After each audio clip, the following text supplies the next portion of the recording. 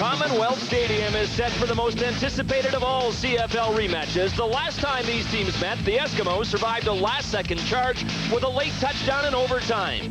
And now Benny is ready to deliver the goods. Kerwin would like nothing better than to ring up another win.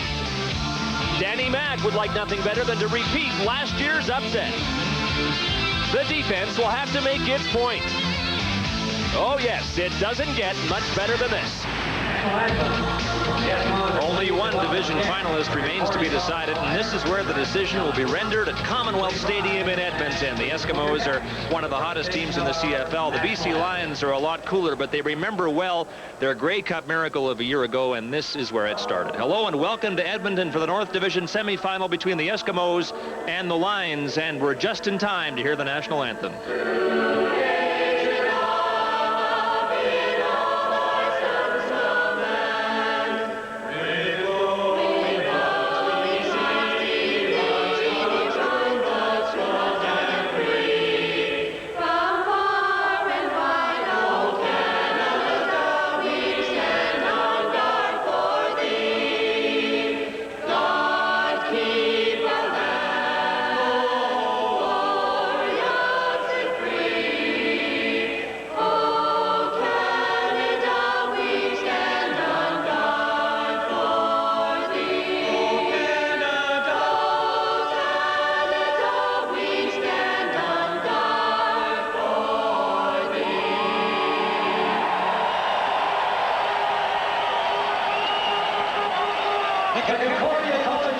The Eskimos and Lions moments away from kickoff. This game is a rematch, a year in the making, but one that couldn't come soon enough for veteran Edmonton players like linebacker Larry Ruck, who watched in disbelief last year as late in the game the BC Lions picked off a pass and ran it back for winning field goal position by Lou Pasaglia. That drove the Eskimos out of the playoffs. It's a feeling Ruck and his mates don't want to relive for another whole year, but would not the BC Lions love to. Don Whitman and Dan Kepley will weave the description of this semifinal as the Lions and the Eskimos battle for the right to play Calgary in the final. Don?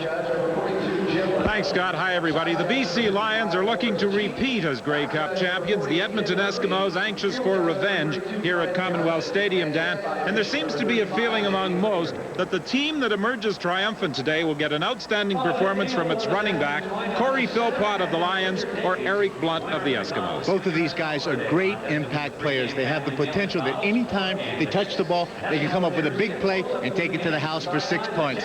Eric Blunt has just made an unbelievable impact on the Edmonton Eskimo offense since arriving here.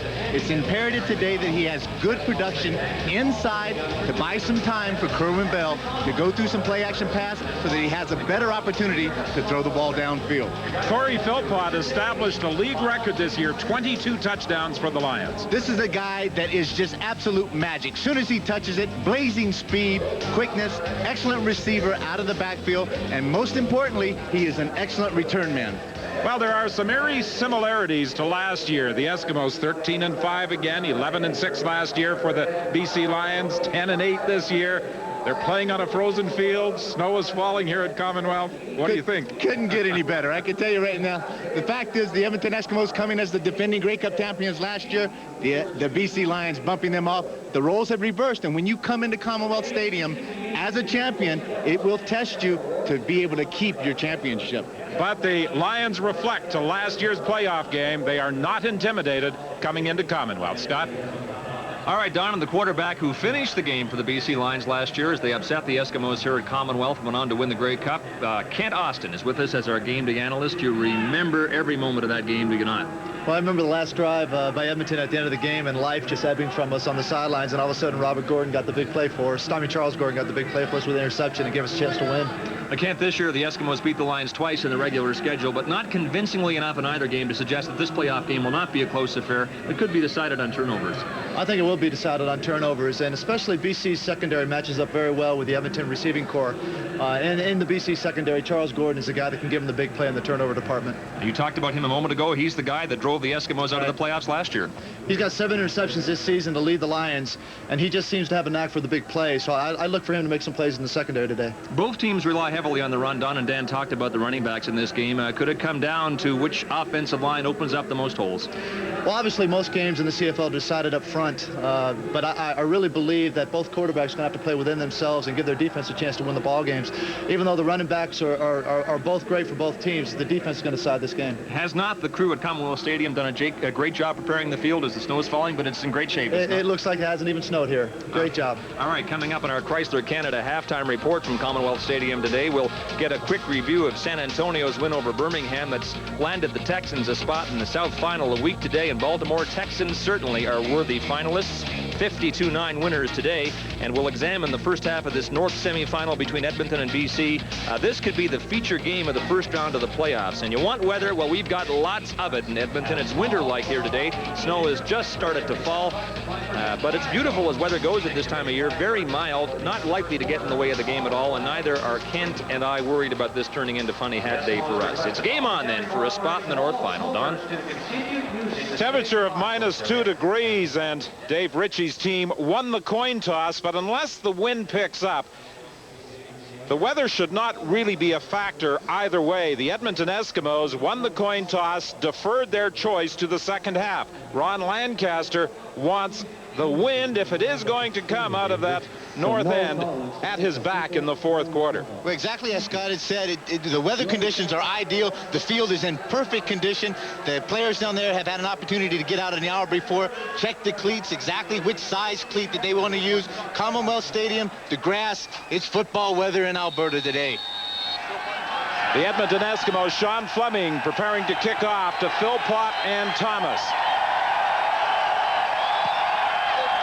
And Philpott is going to handle it at the 15-yard line, and this semifinal game is underway.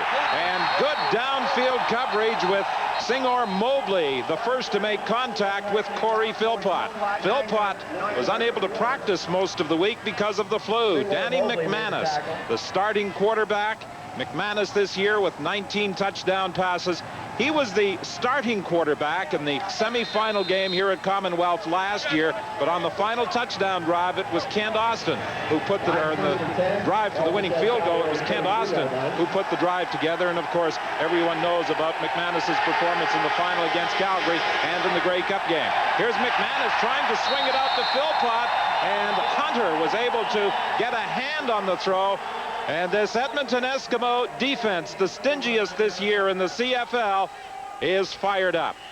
Offensively, this is the way the Lions line up. Jamie Terrace, the nominee, is the outstanding offensive lineman in the Northern Division. Gary Sawatsky moves in at right tackle, replacing Jim Mills.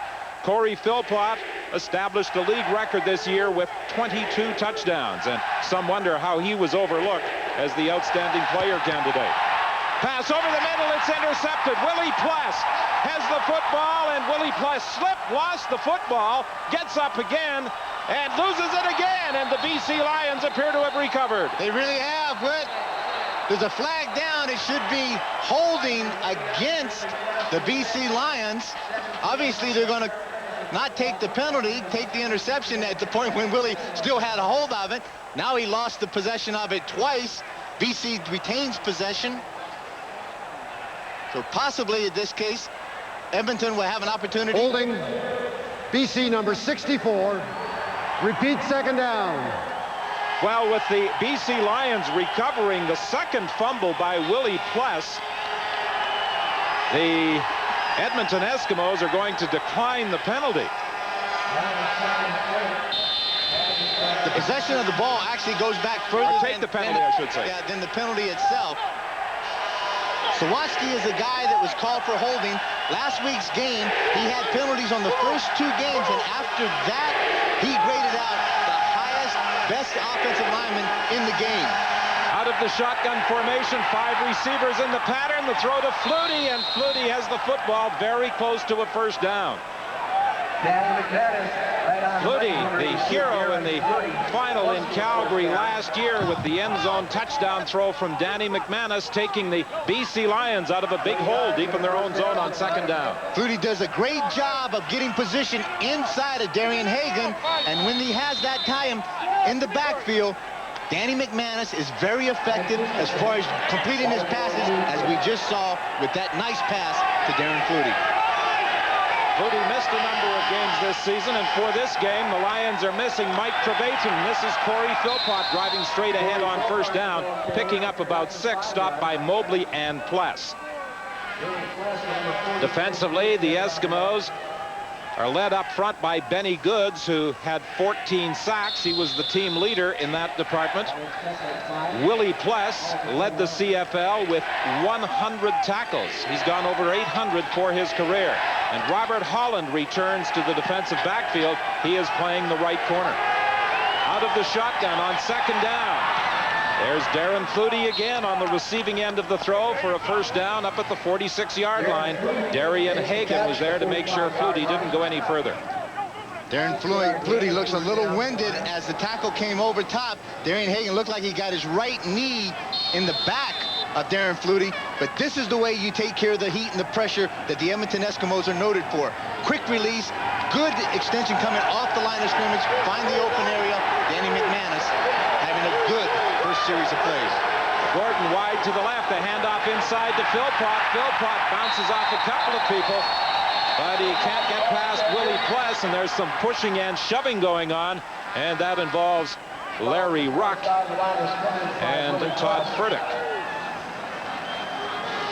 Philpott had a flu bug that prevented him from practicing most of the week, and there was concern whether or not he would be ready to go today. But on Thursday, when we talked with Dave Ritchie, he said, "Don't worry, Corey will be there." Had a chance to speak with him right before the game. He said, "You know, those couple of days off really helped me. I feel like I have young legs underneath me." Second and 8. Pass over the middle. This time it's picked off. The ball comes loose. Picked up by Mobley, and they're ruling no interception. Willie Pless thought he had an interception, but the ball slipped away from him as he tried to take a step forward. Willie Pless, with only 1 pick coming into this game, has had an opportunity for 2 already. Ball hits him right in the hands. Comes loose. We're going to get a better shot of it right after the punt. Hagan and Blunt are back for this third down punt by Lou Pasaglia. Blunt is going to field it at the 20-yard line. The big story as far as the Eskimo special team unit is concerned this afternoon is that Henry the Gizmo Williams is not dressed. We'll be back after this.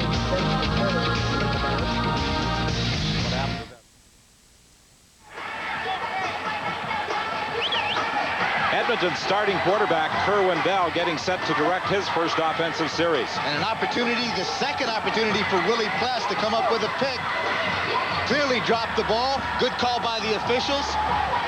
That's what caused the commotion. This is where the big things have to take place. The Edmonton Eskimos leading the league in takeaways, giveaways, 35 interceptions coming into this game. And with, you can see the numbers that Kerwin Bell has had for the Edmonton Eskimos. He established himself as the #1 quarterback for the Eskimos in their September 15th game against the Winnipeg Blue Bombers. The fake and the handoff to Blunt, and Blunt coming to the left side has some room, and he stays along the sidelines to the BC 53-yard line, forced out of bounds by James Jefferson. That was a 25-yard run by Eric Blunt, and he has been a force for the Eskimos ever since arriving in midseason. Now take a look at Eric. All he's going to do is take a couple of steps out here, then wheel back around, pick up the ball from Kerwin Bell. Little Statue of Liberty play. Now this takes the place of the Sally ran, or the naked bootleg that Damon Allen ran for so many years. It forces the defensive end to stay upfield and make him get upfield in containment, and this is exactly what the Edmonton Eskimos need to establish quickly. On first down from the 52, Blunt drives straight ahead for a couple of yards. Stopped there by Stewart. Blunt did not suit up for the final regular season game against Memphis, a victory by the Edmonton Eskimos as they knocked off the Mad Dogs and eliminated them from playoff contention by a score of 25-14. And Blunt feels that he has benefited from the rest. From the shotgun, 3 receivers wide to the right.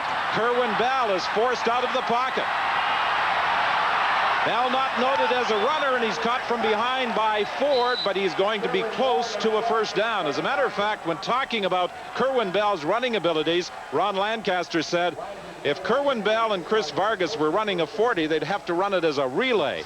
Rod Conniff has played every down this year for the Edmonton Eskimos, but he has been playing for the last couple of weeks with a bit of a hamstring problem. And of course, Eric Blunt has made a major contribution in all-purpose yards for the Edmonton Eskimos, and he is going to be a key this afternoon, many people feel. The Eskimos are going after it on third down, third and about 1. Elephants are in, the big guys are in. Melvin Hunter is the lead back. Willie Pless, the ball carrier, and Pless takes it to the 40-yard line. Willie Pless doesn't get his hands on the football all that often, but for a defensive player and the man who leads the team in tackles and leads the league in tackles, this must be a bit of a thrill. Well, Willie Pless is just an incredible athlete. One linebacker's going to lead it. The other linebacker, Willie Pless, is going to take the handoff.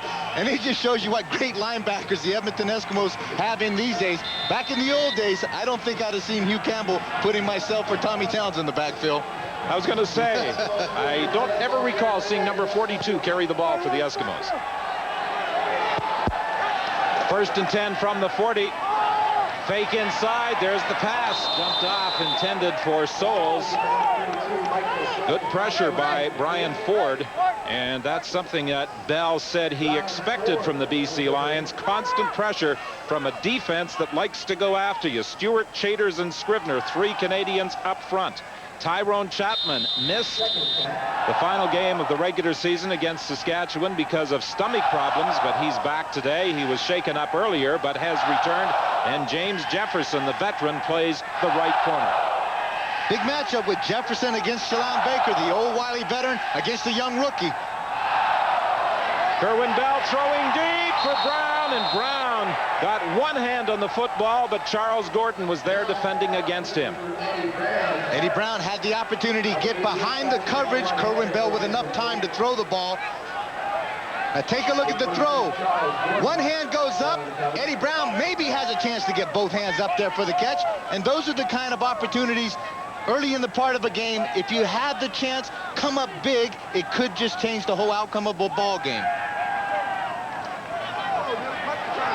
Third and 10 from the 40-yard line. Glenn Harper with a 41.4-yard average this season. Trying to angle it to the sidelines. Thomas will take it there, and he steps out of bounds at about the 7. No opportunity for a return on a perfectly angled kick by Harper. 8:14 remains in the first quarter.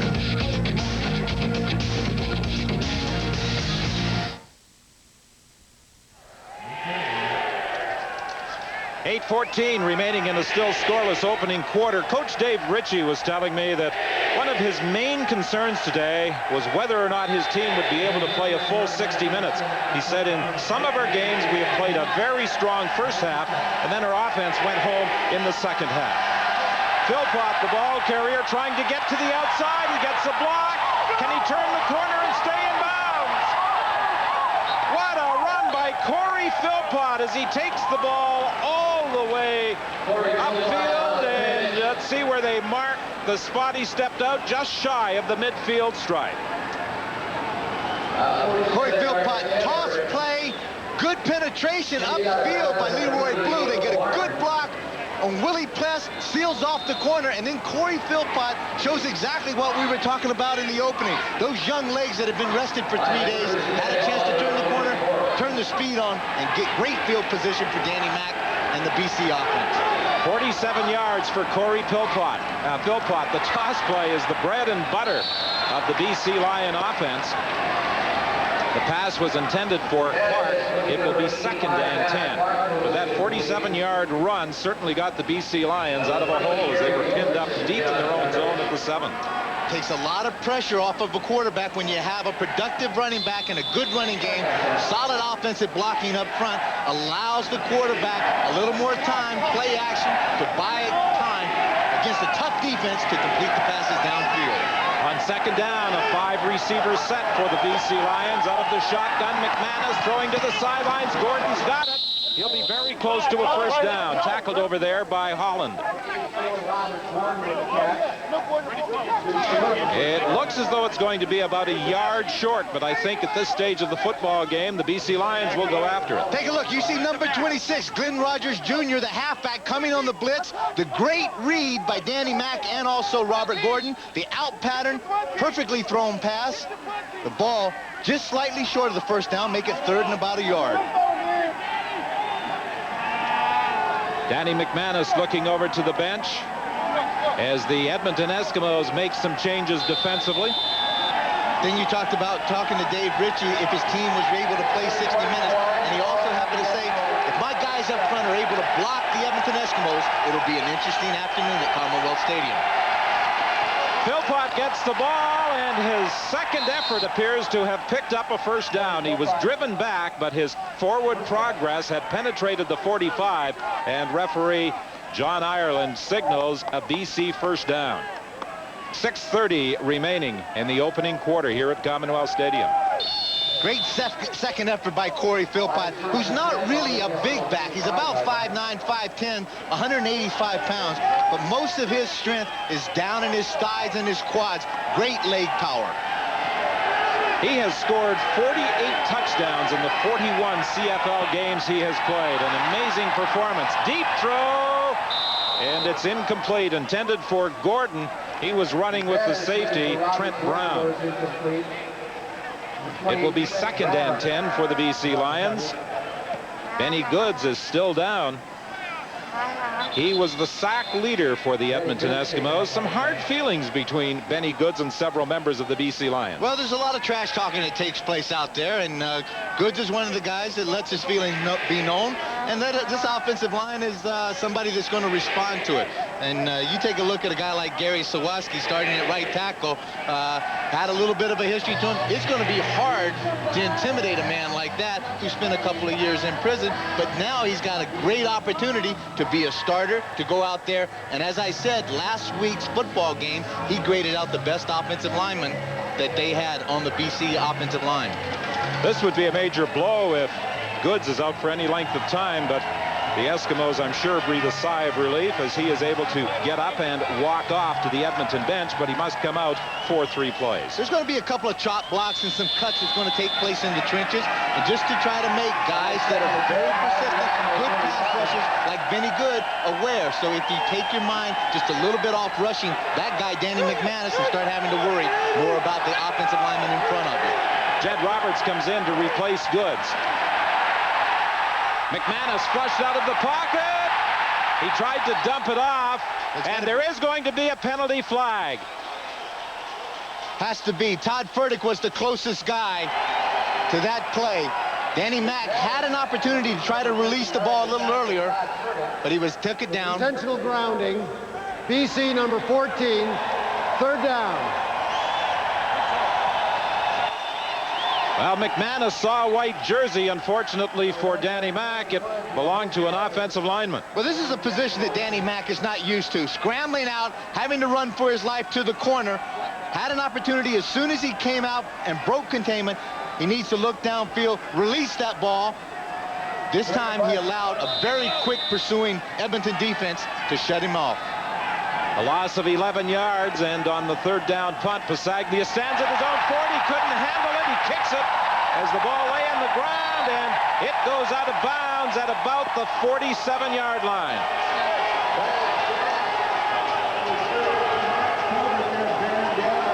That's the thing that Coach Dave Ritchie was hoping to avoid, but the ball came back. And Lou Pasaglia mishandled it. It appeared to be a pretty good snap by Matt Clark. It's an excellent snap right in his hands, and Louis may have been looking just downfield, just ever so slightly taking his eyes off of it. Made a heads-up play of being able to kick that ball out of bounds and making Kerwin Bell have to scrimmage the ball 1st and 10 from the 47. Bell drops straight back, looks down the sidelines for Mazzoli. Jefferson is there, and Jefferson got a hand on it. Had Mazzoli been able to bring it in, he would probably have been out of bounds. The veteran James Jefferson laid off just enough and then came over to knock the ball away as Mazzoli was reaching for it. Twin receivers on that side. Jefferson playing the 3-deep zone, center fielder. The ball hung up high in the air from Kerwin Bell. Mazzoli didn't have much of an opportunity to make that catch. Jefferson goes up high, makes the contact. Good defensive play by the veteran. Tolbert into the ball game, replacing Mazzoli. Blunt takes the throw, the hitch screen, tries to cut back inside. He runs into traffic, and he will be well short of the first down, picking up about 4. Henry Newby was there to make the stop. Terrific defensive stand by this BC defense, able to come in after a big turnover, and these are the kind of guys that like the opportunity with a switch of momentum like that, come in, take it as a challenge, and be able to shut the Edmonton Eskimos down right now, make them and force them to punt the ball. Harper stands at his own 52-yard line for this third down punt with 4:40 remaining in the opening quarter. Still scoreless here at Commonwealth Stadium. There appeared to be some movement at the line of scrimmage, but no penalty flag. Thomas takes the ball at the 13-yard line, and then there is a flag as he goes down at the 20, tackled there by Martin. Late flag that comes in from that angle could be an illegal block against the BC Lions. Hey, I'm almost there. I'm gonna get more. Holding call against the Lions, the most penalized team this year in the CFL. BC.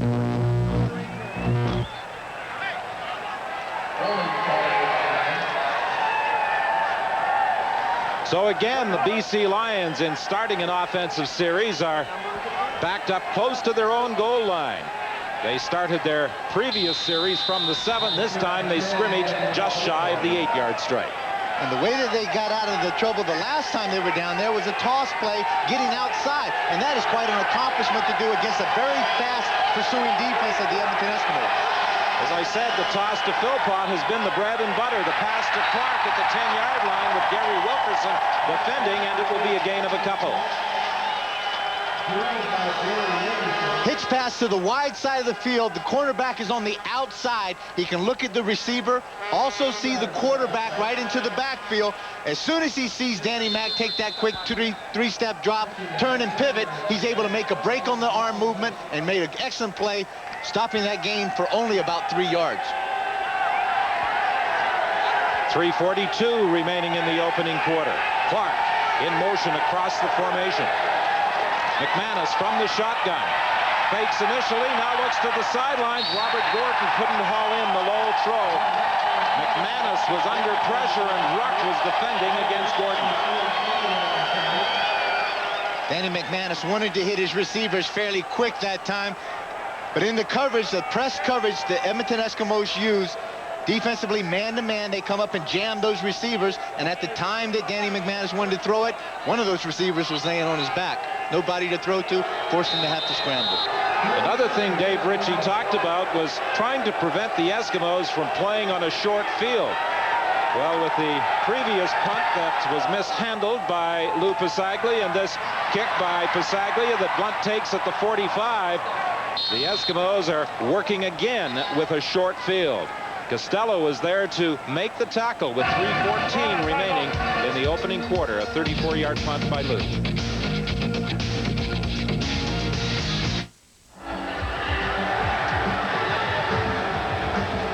Well, this is the time of year in the CFL when fashion is not as much of a concern as warmth at a football game.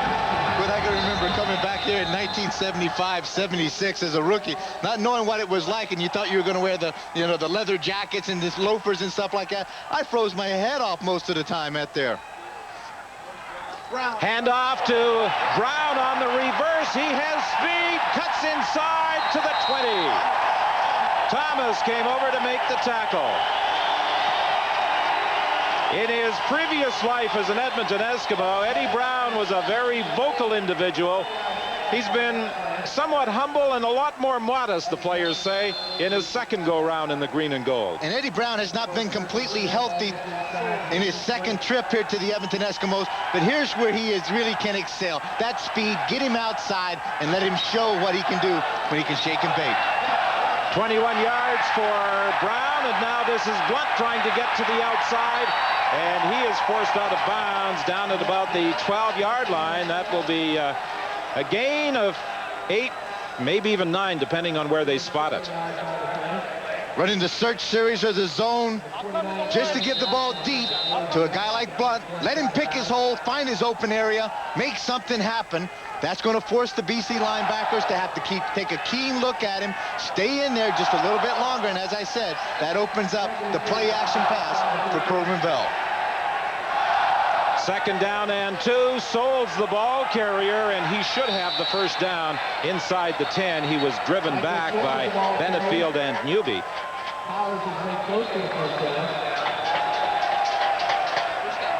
Ron Lancaster was saying that Michael Souls is such a key ingredient to his Edmonton Eskimos. He said he never makes mistakes, and he said we don't move the football unless he does his job primarily as a blocking back. It's a great compliment to him. He is one of those guys that goes in there, throws his body around, makes great blocks all the time, but he is an excellent athlete. He has tremendous speed, great pass catching ability out of the backfield, and just when you ignore him and you forget about him ever so slightly, he comes up with a big play, big screen play, or just a big slip play out into the flat, makes the touchdowns for you. The man in charge of the BC secondary, Gene Gaines, has been forced to call defensive alignments on a short field for most of this first quarter. He really has. They've been backed up, but they have really risen to the challenge of being tough with their backs up against the wall. 3rd down gamble by the Eskimos, and Kerwin Bell will keep, and he will get the first down. A little pushing and shoving after the whistle went, and Kerwin Bell is not at all happy, but other players step in to restrain him. They don't want their quarterback getting involved in a bit of a fracas out there. Well, here's the smart thing. If they don't want him to get involved with it, then he better not run up there and get in the middle of it. Spoken like a true linebacker. If you don't want to get in a fight and you don't want to catch an elbow right in the mouth, then you better run away and go step and let the big guys up front do the protecting for you. Many people, when Kerwin Bell first arrived in Edmonton, were asking Kerwin who? After he directed the team to a 64-10 triumph over Winnipeg, he became the #1 quarterback. This is Blunt, the ball carrier, to the 5-yard line, tackled there by Newby. That will be a pickup of 4. It will be 2nd and goal from the 5. Lead series, keep pounding the ball inside. Michael Souls with a good block. Newby steps up into the hole and is able to come off the block, slide outside, made a great defensive play. 49 seconds remaining in the opening quarter. Blunt's big attributes, good vision and very quick feet. Bell operates from the shotgun, the handoff to Blunt, he'll score. Veteran Blake Dermott threw a key block, enabling Blunt to get to the end zone.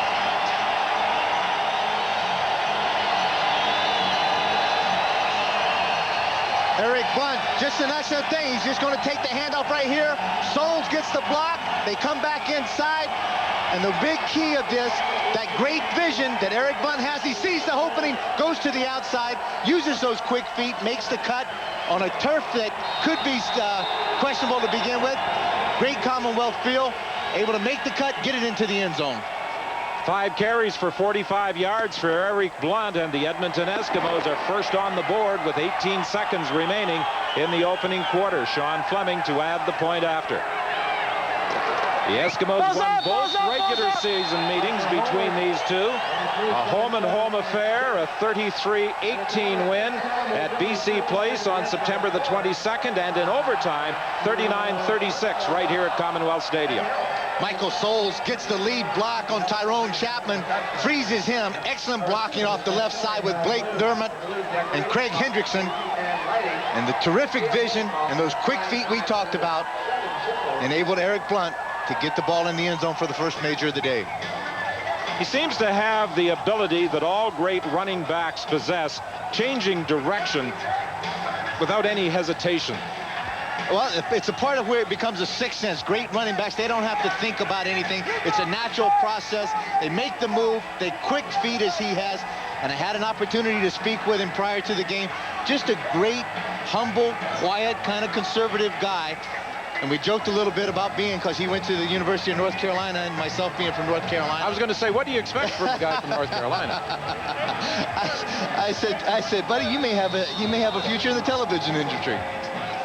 Corey Philpott who has had a strong opening quarter, is back along with Thomas to receive this kickoff, and Thomas will take it at the 12-yard line.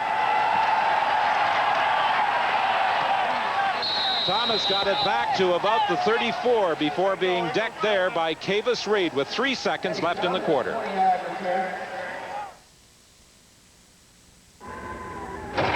Canadian Tire has guaranteed low prices every day on MotoMaster batteries, so you can get one whenever you need one, and you won't get left out in the cold.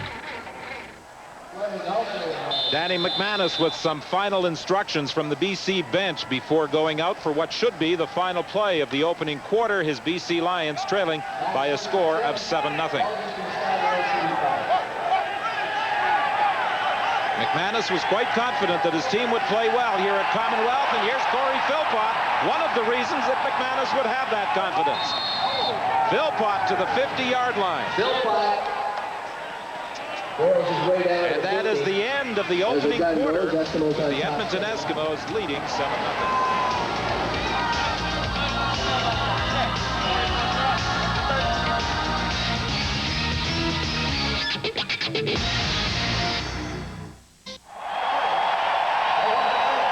Six times during the course of the regular season, Corey Philpott, the number 2 rusher, went for over 100 yards in a game. He has 82 in the first quarter. Good block up front. Philpott's here. He's going to take the ball. Jamie Terrace gets the block here. Sawaski comes down. He seals off Willie Pless. And then that great vision, that burst of speed, picks the hole, excels up into it, sees the open area, cuts back across the grain. The toss to Philpott again, and Philpott picks up about 4. The leading rusher in the Canadian Football League, Mike Pringle of Baltimore, ran for 212 yards yesterday in the semifinal win over Winnipeg, and Corey Philpott off to a tremendous start here at Commonwealth Stadium. The first play of the second quarter, and he's run for 85 yards. Well, to reiterate what Coach Dave Ritchie said, if our guys up front are able to block Edmonton, it'll be a good day here. They have been successful so far. Pass complete to Flutie. He has been the favorite target of quarterback McManus, and that is another BC first down at the 36-yard line. During the course of the regular season, the Eskimos gave up less than 80 yards per game rushing. So far, Philpott has 82. 38 passing yards for the BC Lions. The Edmonton Eskimos have only managed 4 yards through the air. Through the course of the last 2 seasons, the Edmonton Eskimos have had Corey Philpott's number. Maybe something to prove today. McManus keeps. Now he throws. Clark has got it. And he's got a first down at the 15-yard line. Singor Mobley came over to make the tackle on Clark. Good move by Danny McManus. A play that you wouldn't think Danny Mac would do. The naked bootleg on his arm. Then he throws the ball back across the grain. Clark does an excellent job of holding on the ball in traffic. Gary Hoffman, the man in charge of the offensive line.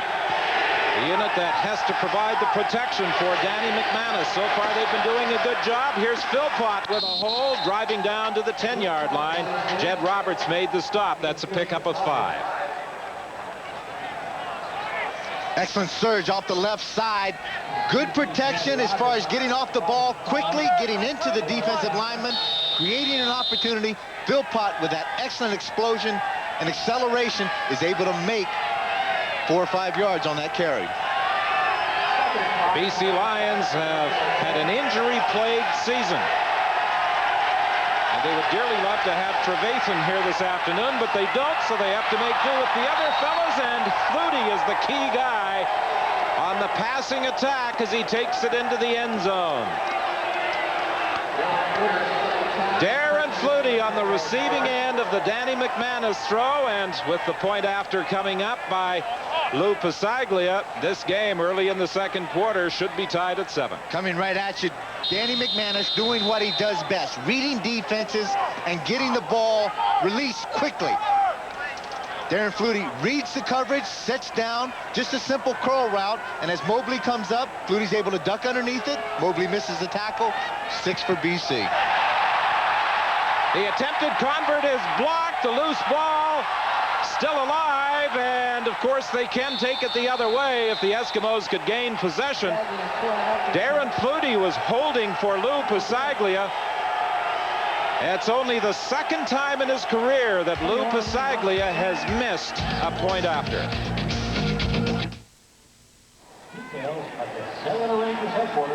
Well, Darren Flutie capped the 75-yard drive, his fourth catch of the day. He has 47 yards. He took it into the end zone for the major score.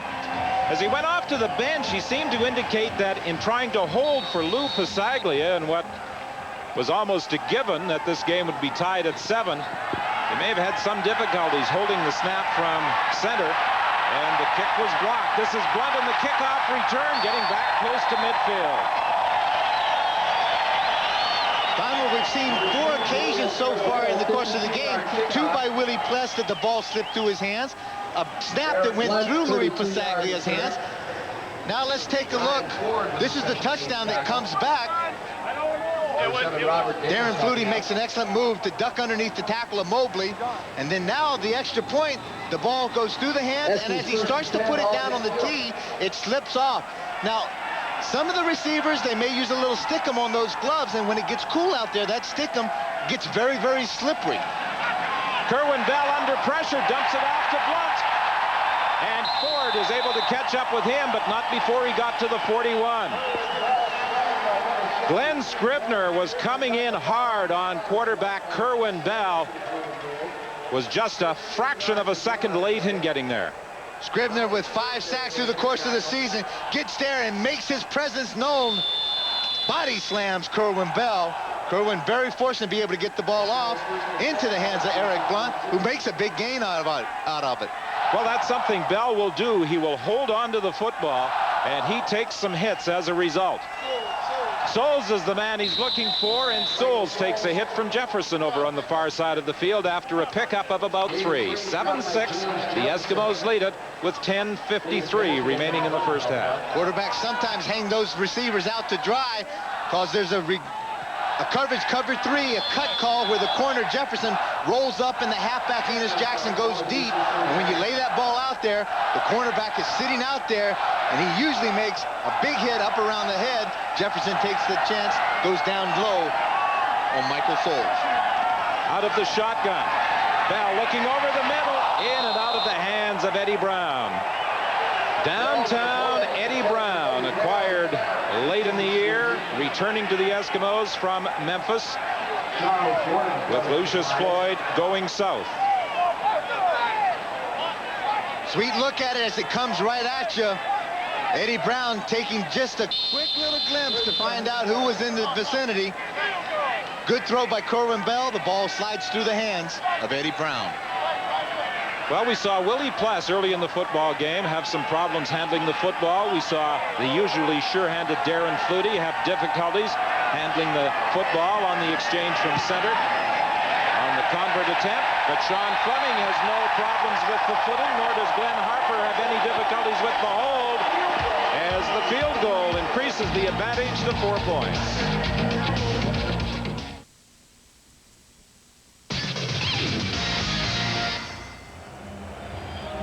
10:03 to go in the second quarter. The Eskimos up by 4. Here's Kent Austin. Kent, what do you make of the difficulty that both teams seem to be having holding onto the ball? It's a problem you've seen before. Yeah, I don't know if it's a case of nerves or it's a case of the weather. I think probably what's happening is the snow's getting on the ball out here from the field, and as the ball boys are taking the ball off to get the new ones on, they're rubbing that snow into the ball, and the ice is starting to freeze a little bit on the ball, making them slippery. Quickly, the run's working for the Lions. Yeah, they haven't found a way to stop Philpott yet, and that's really helping them. Plus, Danny's starting to heat up and become more accurate with his throws. Don? Become accurate with his throws, particularly when he's looking in the direction of number 82, Darren Flutie. Flutie takes that swing pass for a gain of about 2 yards, make it 2nd and 8 for the BC Lions. When you have a great pursuing defense like the Edmonton Eskimos, you try to give them as much misdirection as you possibly can. Get them going one way. As Danny Mack comes out, turns around, wheels back, throws a little swing pass to Darren Flutie, picks up about 3 yards. On 2nd down, McManus looks underneath, and he's got Flutie again. again, and this will be another first down for the BC Lions at the 51.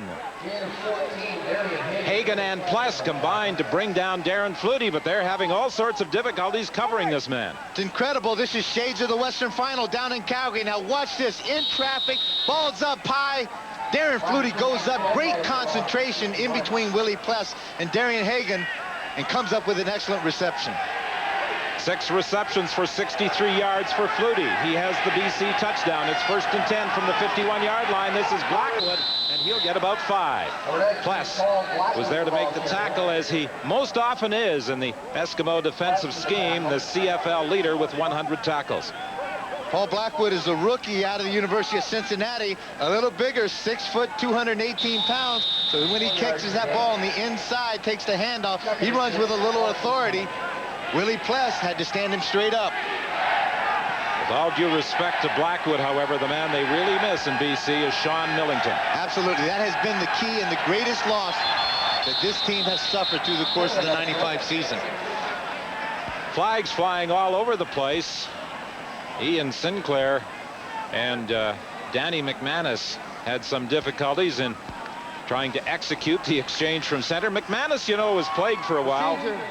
BC number 14, still first down, still second down, second down. He was plagued for a while with a hand injury, and he was saying that as the game wore on, the hand, his right hand, would swell up. He had a broken bone between the fingers. Yeah, and as that swelling took place and fluid came into the hand, he lost the kind of natural feeling that he had for the football.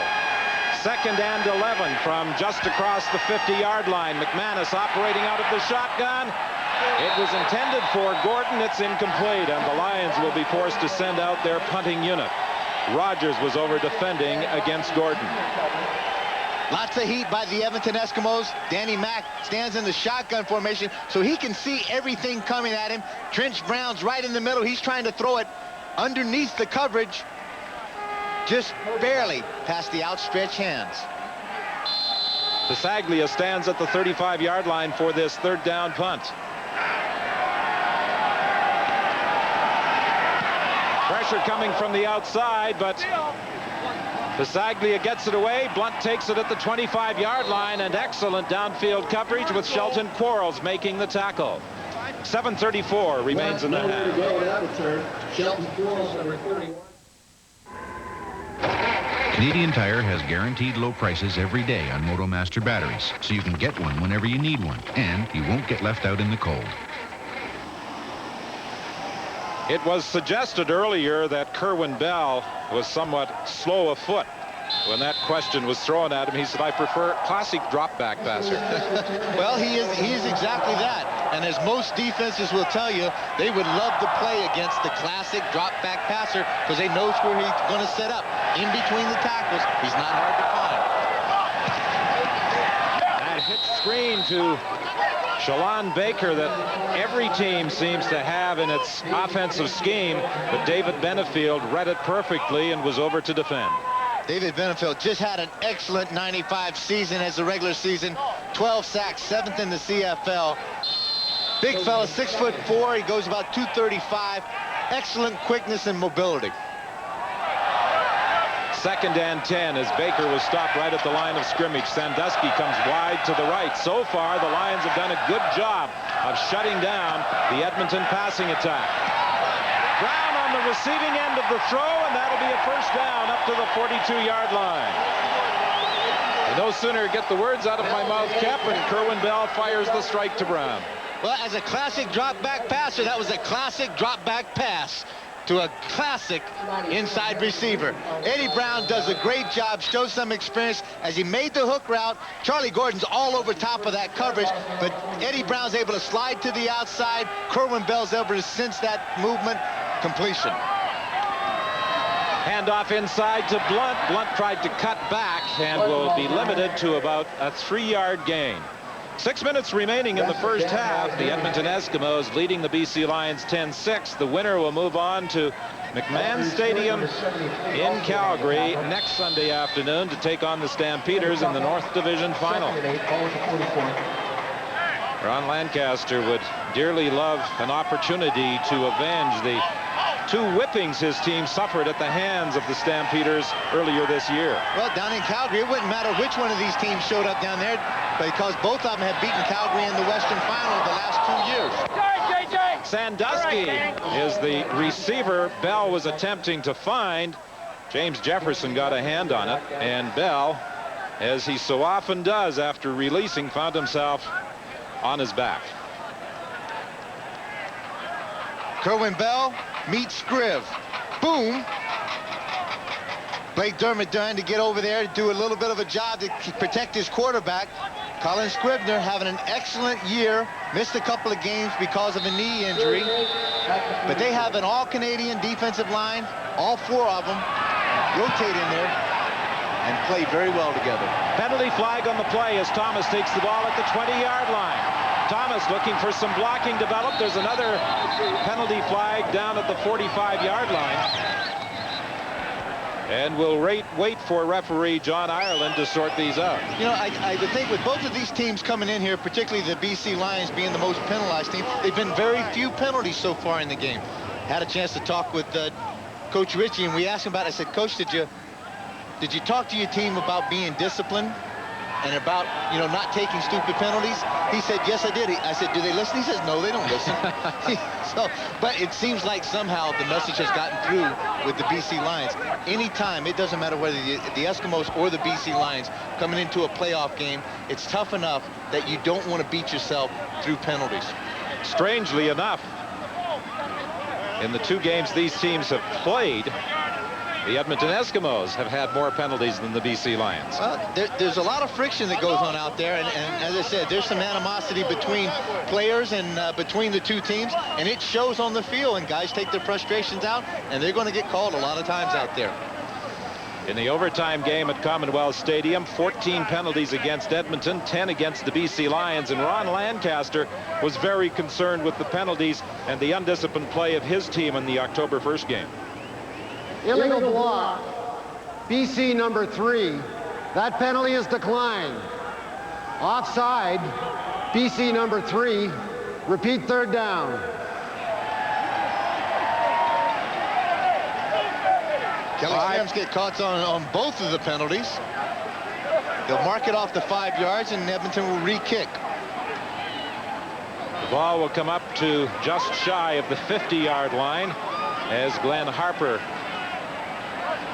gets set to kick again. The Edmonton Eskimos leading by a score of 10-6. The 24th consecutive year that the Edmonton Eskimos have been in the playoffs. Thomas fields it at the 25-yard line. Thomas ran into one of his own men over there, and Michael Souls was able to bring him down. 4:58 remains after a 37-yard punt.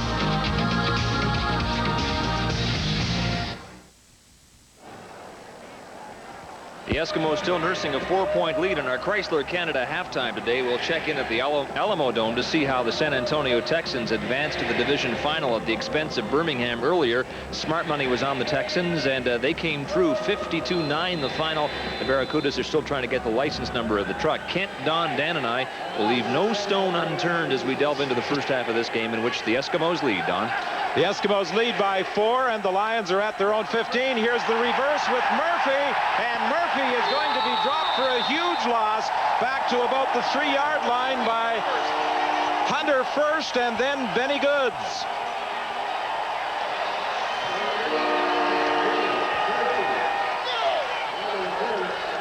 Great defensive play, and we talked about why that backside defensive end has to get upfield. This is Hunter right here. His position is to get upfield, contain. Here's going to be the reverse. Let's take a look at it. As he can read it quickly, gets up, forces Joe Murphy to have to drop, get a little depth, then the rest of the pursuit comes in and does the cleanup. From the 3-yard line, McManus throws over the middle, and Flutie has it, but he will be well short of a first down as Mobley made sure he didn't go any further. But we talked about the Lions defensively not wanting to always be protecting a short field. Offensively, they've been operating for the most part, Dan, on a long field. They certainly have. They get to see all 110 yards of this Commonwealth Stadium sometimes. Danny McManus doing a good job of getting some protection, finding an open receiver. Excellent close coverage that time by Singor Mobley, able to shut down Darren Flutie before he picks up the first down. Blunt, the lone man back for this third down kick by Pasaglia. Picked up by Blunt. Surprisingly, no penalty flags. You can hear the fans react. And from the Edmonton bench, there is also reaction. A 32-yard kick by Pasaglia. And again, the Edmonton Eskimos have great field position. I talked earlier about the BC Lions and the long field they've been operating on. They've scrimmaged from the 23, the 7, the 8, the 35, the 35, and the 15. He's got a long way to go to hit pay dirt. And it's tough because when you're playing against the Edmonton Eskimo defense in Commonwealth Stadium, somehow those numbers get doubled. First and 10. The ball is at the 46-yard line. Bell rolling to the sidelines for Sandusky. Penalty flag in the play. Sandusky got down to the 35-yard line and should have a first down. The BC players are indicating the call is going against Edmonton. I think we're going to have either offsides or illegal procedure, possibly against Mazzoli. Illegal contact on an eligible receiver. BC number 26. Decline. First down. Well, they called Charlie Gordon for illegal contact downfield. The BC players certainly seem to think that the penalty had gone against the Edmonton Eskimos, but with the penalty, the yardage being picked up by Sandusky on the pass, the penalty is declined. It's first and 10 from the 35-yard line. Handoff inside to Blunt, and Blunt will get about 5 more. We have 2:56 remaining in the first half, with the Edmonton Eskimos leading by 4 and looking for more.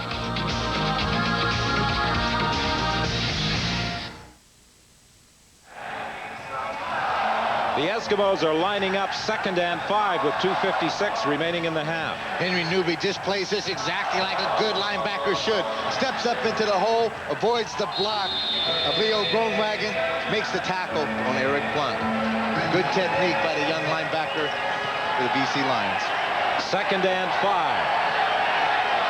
Shalon Baker comes wide to the right. Sandusky goes left. Reverse. A fake on the reverse, and it is Blunt, the ball carrier, and he's tackled by Scrivener. They've used the reverse in this ball game, and they've used the reverse fake, trying to use a little deception against the BC Lions. But I talked, Dan, about the bad field position, the short field that the Lions have been playing on most of the game. And it's a real credit to the defensive job they're doing, that they're only down by 4 points. It really is. That defense comes out there, they take on the challenge, and they've been able to hold the Edmonton Eskimos in this first half to 10 points when they have started on great field position, as you alluded to. A field goal attempt from 40 yards. Fleming was good on his previous try from 46. And this one is also good. We got a penalty for it. We're going to have roughing the kicker. First down, Edmonton Eskimos.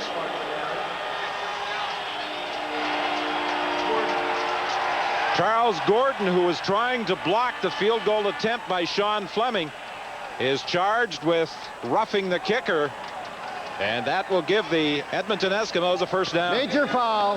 Roughing the kicker. BC number 26. First down. No sooner had we talked about BC not taking any penalties to hurt themselves.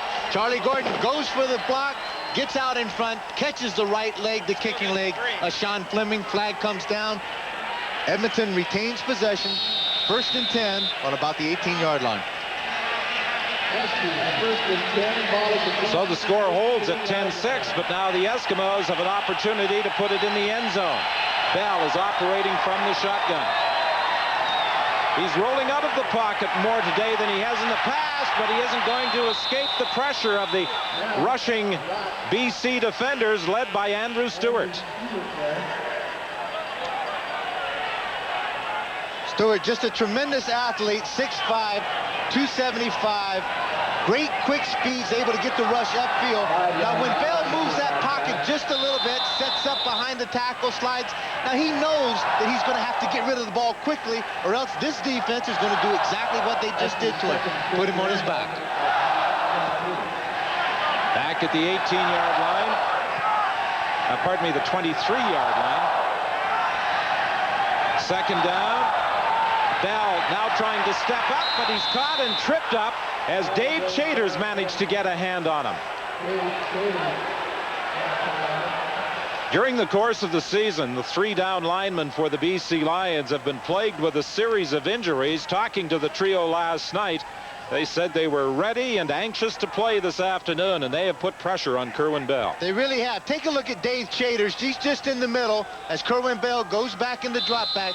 Just watch the effort that you get by this no tackle. He actually beats a double team, is able to get the hands on and just get right down around the ankles of Kerwin Bell and comes up with the sack. So Fleming will attempt a 35-yard field goal. He made his previous one from 40 yards. But of course the penalty took that off the board. Now from 5 yards closer, he puts it through, and it's 13-6. Edmonton leading BC with 1:21 remaining in the first half. That is the semi-victory for the BC defense again. You come up, you take a penalty at a crucial situation, allow Edmonton to continue the drive, then go out there, stop them in 2 downs, force a field goal opportunity, and a field goal that it was. 3 points is a victory for the BC defense. So 1st and 10 for the Lions as they are scrimmaging from their own 35-yard line. The 8th time that these two teams have met in the playoffs. Few Edmontonians have forgotten the last meeting here at Commonwealth, 24-23 last year in the semifinal. Pass for Gordon, and he's got it across the midfield stripe, taking it to the 53. Jamie Holland came over to make the tackle. Good blocking up front. Take a look at the vision. An accurate throw by Danny Mack on the post pattern to Bobby Gordon, his 49th catch of the season. 1:16 remaining in the half. McManus looking to put it in the end zone, but hoping to at least get in field goal range. Low throw intended for Blackwood. He never had possession, and there's a penalty flag back at the line of scrimmage. Late flag thrown in by the umpire. Normally means holding in that vicinity. Let's listen to the call. During the course of the regular season, the Lions were penalized 238 times for 2,008 yards. Holding, BC number 64. Repeat first down.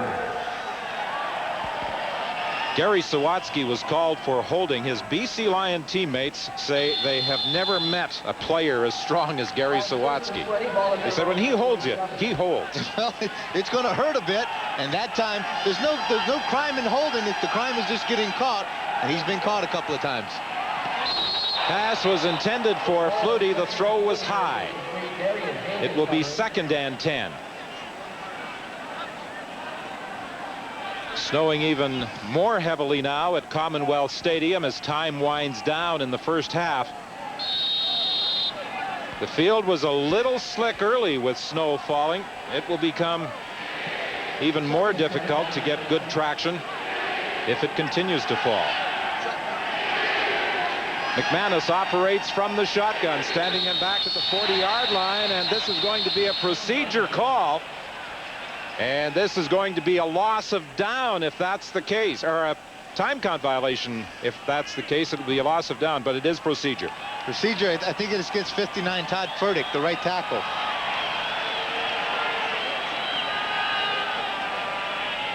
He was also very close to the 20-second clock.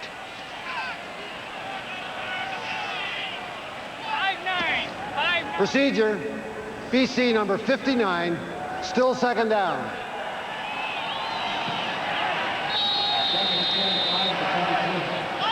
Ten penalties so far against the Lions for 78 yards, and that has proven very costly. 2nd and 25 now for the Lions. McManus getting protection, throwing deep. A battle for the football, and Wilkerson was able to knock it down.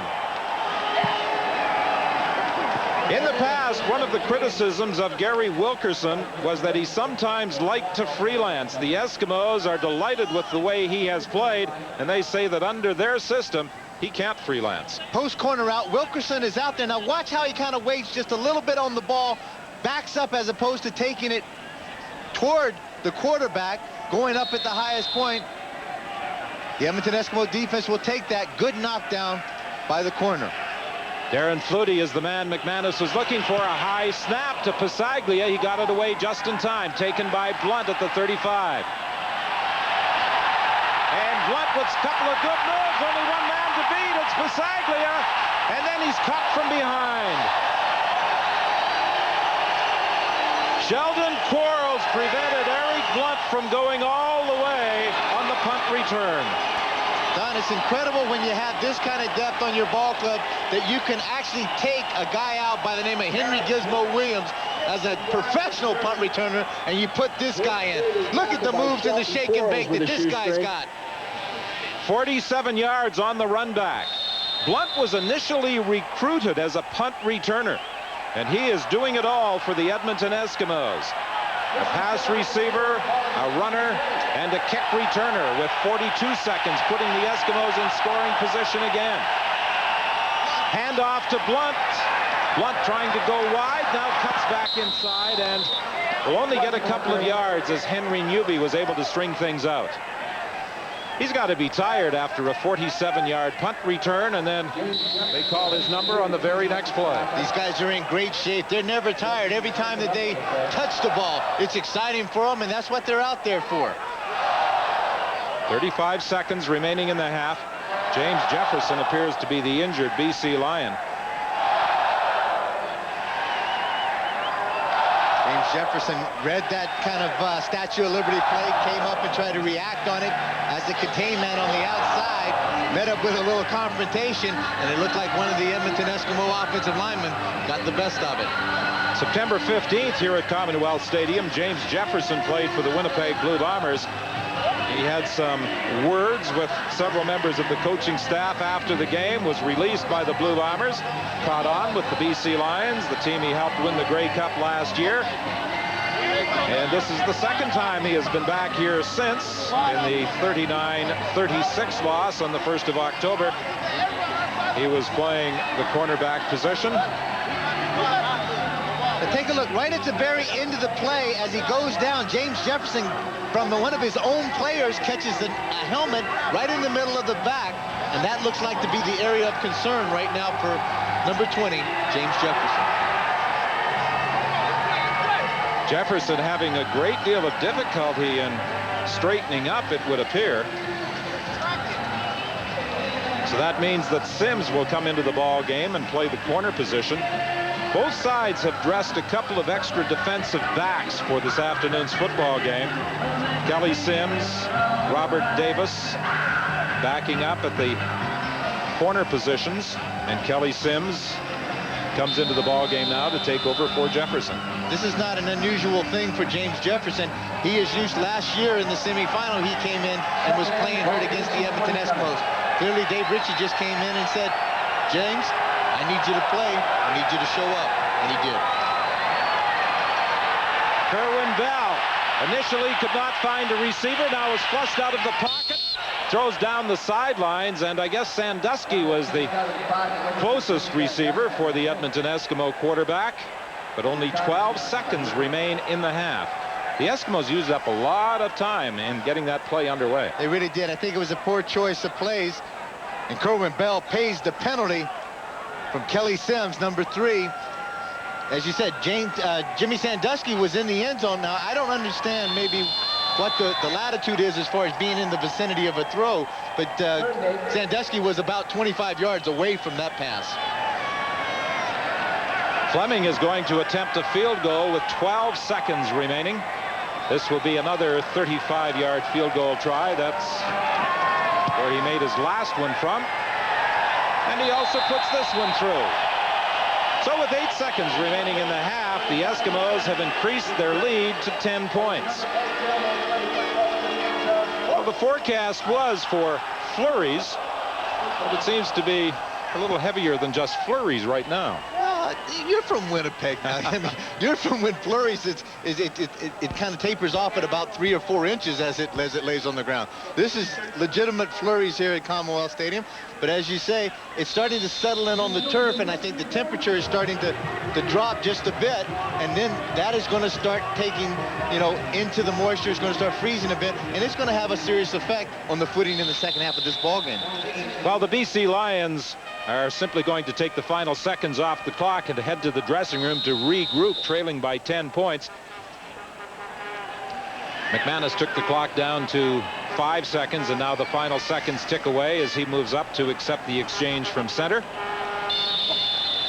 And the BC Lions trail by 10 after 30 minutes of this semifinal battle at Commonwealth Stadium in Edmonton. Let's go down to the sidelines, and here's Scott. Okay, Don, here's Ron Lancaster, whose Eskimos lead at the half. Ron, great to come into the playoffs on a 6-game win streak. Has the intensity carried over? Well, the rest doesn't matter. That 6-game win streak. I just like the way we're playing. We're playing hard. They're a good football team. We know it's going to come down to the end, so we just got to keep going. Great field position for your team. Every drive, it seems. Should you have more points? Yes. I would like to put a couple of those in the end zone. There's no doubt about that. But the Lions defense is playing you tough, and I guess you expected that. Well, they've been doing it all year. There's no reason for them to be different today. All right, Ron, thanks for your time. Good luck in the second half. So we're through 30 minutes of this North Division semifinal, and the Eskimos lead by 10 at 16-6. The Chrysler Canada halftime report will continue in just a moment.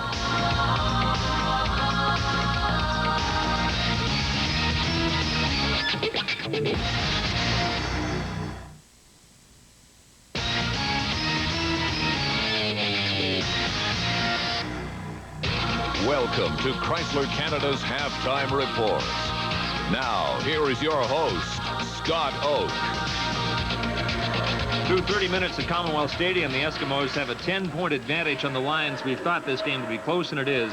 Can't Ron Lancaster admit it that he thinks his Eskimos, with great field position, should have more points?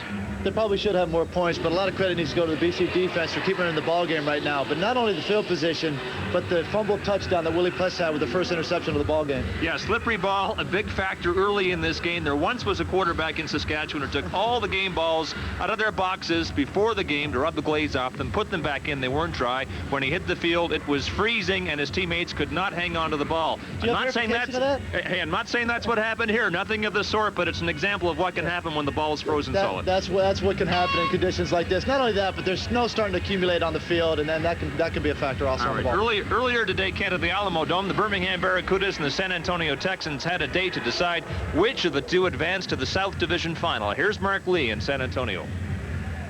Scott, color of the Texans, opportunists on this day. A vicious bounty hunter defense, setting up top-rated passer David Archer on countless occasions, and he took full advantage. 31 points today, the direct result of turnovers. This is first quarter action. Archer, play action, then going deep down the middle to Mark Stock. This touchdown connection traveling 75 yards. And the game was quickly slipping away from Birmingham. 14-3 Texans with 5:41 to go in the quarter. To the second quarter, Archer again scrambling this time for more time, and he finds Billy Hess 36 yards down the sideline. Hess with the extra effort make it San Antonio 21, Birmingham 6. The onslaught in the first half continues, this time on the ground. Mike Saunders taking the handoff, going 4 yards off tackle. San Antonio building a 28-6 lead, and the route was on. Joining me now, Mark Stock of the Texans. Mark, that 75-yard touchdown bomb you caught from David Archer in the first quarter seemed to set the tone for what was a prolific offensive day for you guys. Yeah, it seemed to be the catalyst. Everybody's been making plays this year at certain times, and I was talking to the guys earlier that we really just need to step up and come out early on them, and I think we did that. 31 points, the direct result of turnovers. The defense set the table, and you finished it off. Well, I'll tell you what, our defense has been playing tough all year, and that's what wins championship games. So I think I feel comfortable with our defense and optimistic about it. Briefly, you've got the Stallions in the division final. They beat you twice during the regular season. Well, we're not giving up yet. We're going to go up there and play hard, play tough, and I hope it's going to be a close game, and we'll see what happens. All right, we'll see you down the road in Baltimore next Sunday. Thank you. Mark Stock with one of 7 touchdowns for the Texans today, tying a CFL playoff record, a 52-9 rout of the Birmingham Barracudas in this South Division semifinal. Scott? Mark, thank you. Canada took San Antonio 3 years to learn the Canadian game, and now Kay Stevenson says, rule changes? What are you talking about? I just got this game figured out. He used to complain about the rules at one point. I'll tell you what, they're playing as well as I've seen up here offensively going into the playoffs. Baltimore's got their work cut out for them next week. Well, how about that? San Antonio 52-9 today. Should they be installed as favorites in the South Division final?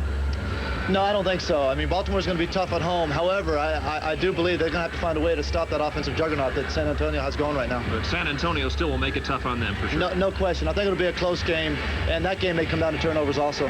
San Antonio Texans 12-6 on the season, now advanced to the South Division final. It's the franchise's 3rd year.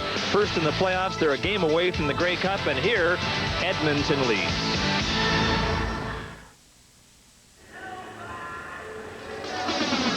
A plentiful supply of fresh air in Edmonton today. That's the positive spin on the winter-like conditions for this North semifinal in which the Eskimos lead. Welcome back as we continue now with the Chrysler Canada halftime report. The Eskimos came into the playoffs on a 6-game win streak and as healthy as they've been all season long. The BC Lions, on the other hand, had lost 5 of their previous 6 and have some key players on the injury list. Still, it was close through the first half, and that makes perfect sense because these are the playoffs, and what's gone on for the 18 previous weeks matters not. Have I explained it effectively, Don? Well, I think you have, Scott. And Dan, we talked at the start of the telecast that Eric Blunt could be a factor. 169 all-purpose yards in the first half, 101 as a punt returner, 51 yards as a running back. And it's been all Eric Blunt as far as the Eskimos are concerned. Well, they certainly don't have any problem being a one-man show out there. Kerwin Bell knows that if he gets the ball into the hands of Eric Blunt, he makes great things happen. Here he just takes an inside little handoff. Again, we talked about the great vision and the quick feet. He showed both of them right there in making the first major. And this is Darren Flutie, the favorite target for Danny McManus, scoring the BC touchdown. Nothing fancy about this. Darren Flutie goes down, reads his zone coverage, sits down. Danny Mac has enough time to get the ball there. He breaks the tackle, gets it in. BC has turned the ball over a few times. Terrible field position, but they are still, not that bad in the first half. They only trail by 10. What adjustments do you think they might make in the second half? I think come back and get basic. Get the ball into Philpott's hands, and you've got to be able to run the ball with him a little bit, and then start throwing the ball upfield instead of those hitches. Well, it was the Eric Blunt show for the Edmonton Eskimos in the first half. Maybe it will be the Corey Philpott show for the BC Lions in the second half. Scott? All right, Don, 30 minutes separating the Eskimos from advancing to the North Final, providing they can hold the lead. Maybe they could use number 42 in the second half. That's the Chrysler Canada halftime report.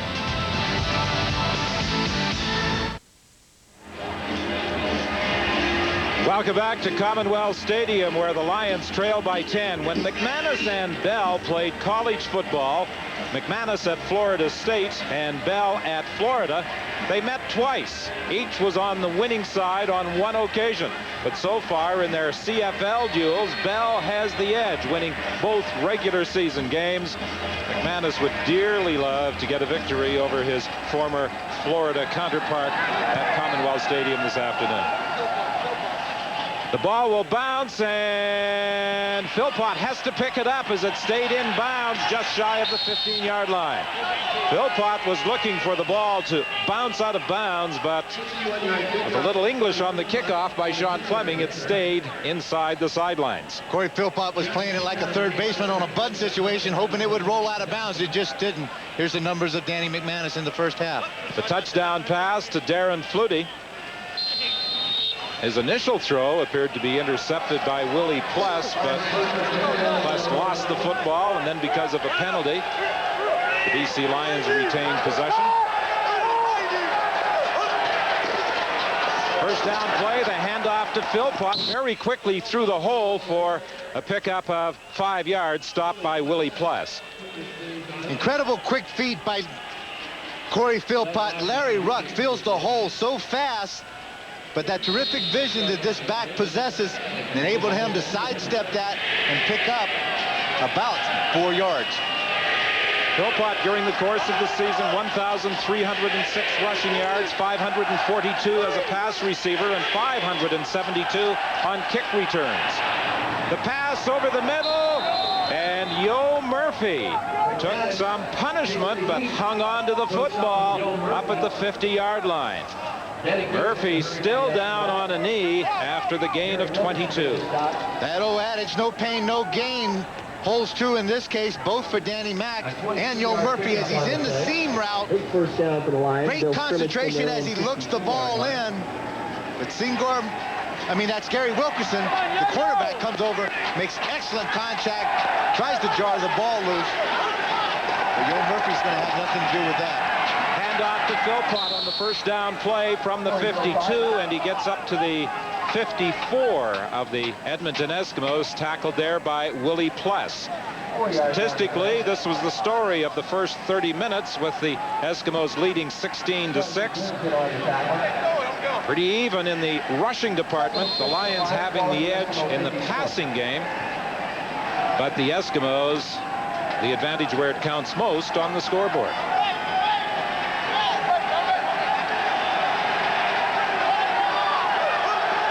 Second and 6. McManus trying to set up. Will he get time? He has the ball knocked loose by Blue, and the Eskimos come up with it. Hunter came up with the football after Leroy Blue stripped it away from Danny McManus. Danny McManus goes into what they call their 50 series, 5-step straight drop back pass. Edmonton knows he's going to line up in between the tackles, and Danny knows that he has to get rid of the ball quickly. Great speed outside rush by Malvin Hunter, able to strip the ball loose, forces Danny Mack to go up into the pocket. Then he's able to make the recovery. First and 10 Edmonton, the ball from the 50-yard line. Little swing pass to Blunt. Tom Europe knocks the ball away from Blunt, and Benefield comes up with it. Tom Europe, the safety, knocked it away from Blunt, and Benefield gets it back for the BC Lions. And in the second half, with the snow continuing to fall, turnovers could play a key role in the outcome of this game. It really does, and this defense for BC has really hung in there tough. Couple of turnovers, bad field position. This time, Tommy Europe, the safety, comes up, strips the ball loose from Eric Blunt. Great pursuit by David Benefield. Good recovery. Danny McManus gets another attempt at it. First and 10 for the Lions. The ball is at their own 46-yard line. Slight delay as they had to get the chain on the far side of the field moved into proper position. McManus sends 3 receivers wide to the left. The fake inside. Pass over onto the far side of the field, and I think McManus may have put a little extra on that, realizing that Philpott and Flutie were both well covered over there. Heads-up play by Danny Mack. Good coverage, and he just says, I'm not going to get sacked. I'm going to rifle it over by the sideline in the vicinity, line it up 2nd and 10. Flutie made 7 catches for 75 yards and scored the touchdown. Gordon and Clark were also receivers in the first half. Yo Murphy made a key catch for the BC Lions in this second half for 22 yards. Second and 10. Here comes the pressure. McManus throws, and it's intercepted by Willie Pless, and this time he hangs on. So it goes right back into the hands of the Eskimos with 11:54 left in the third.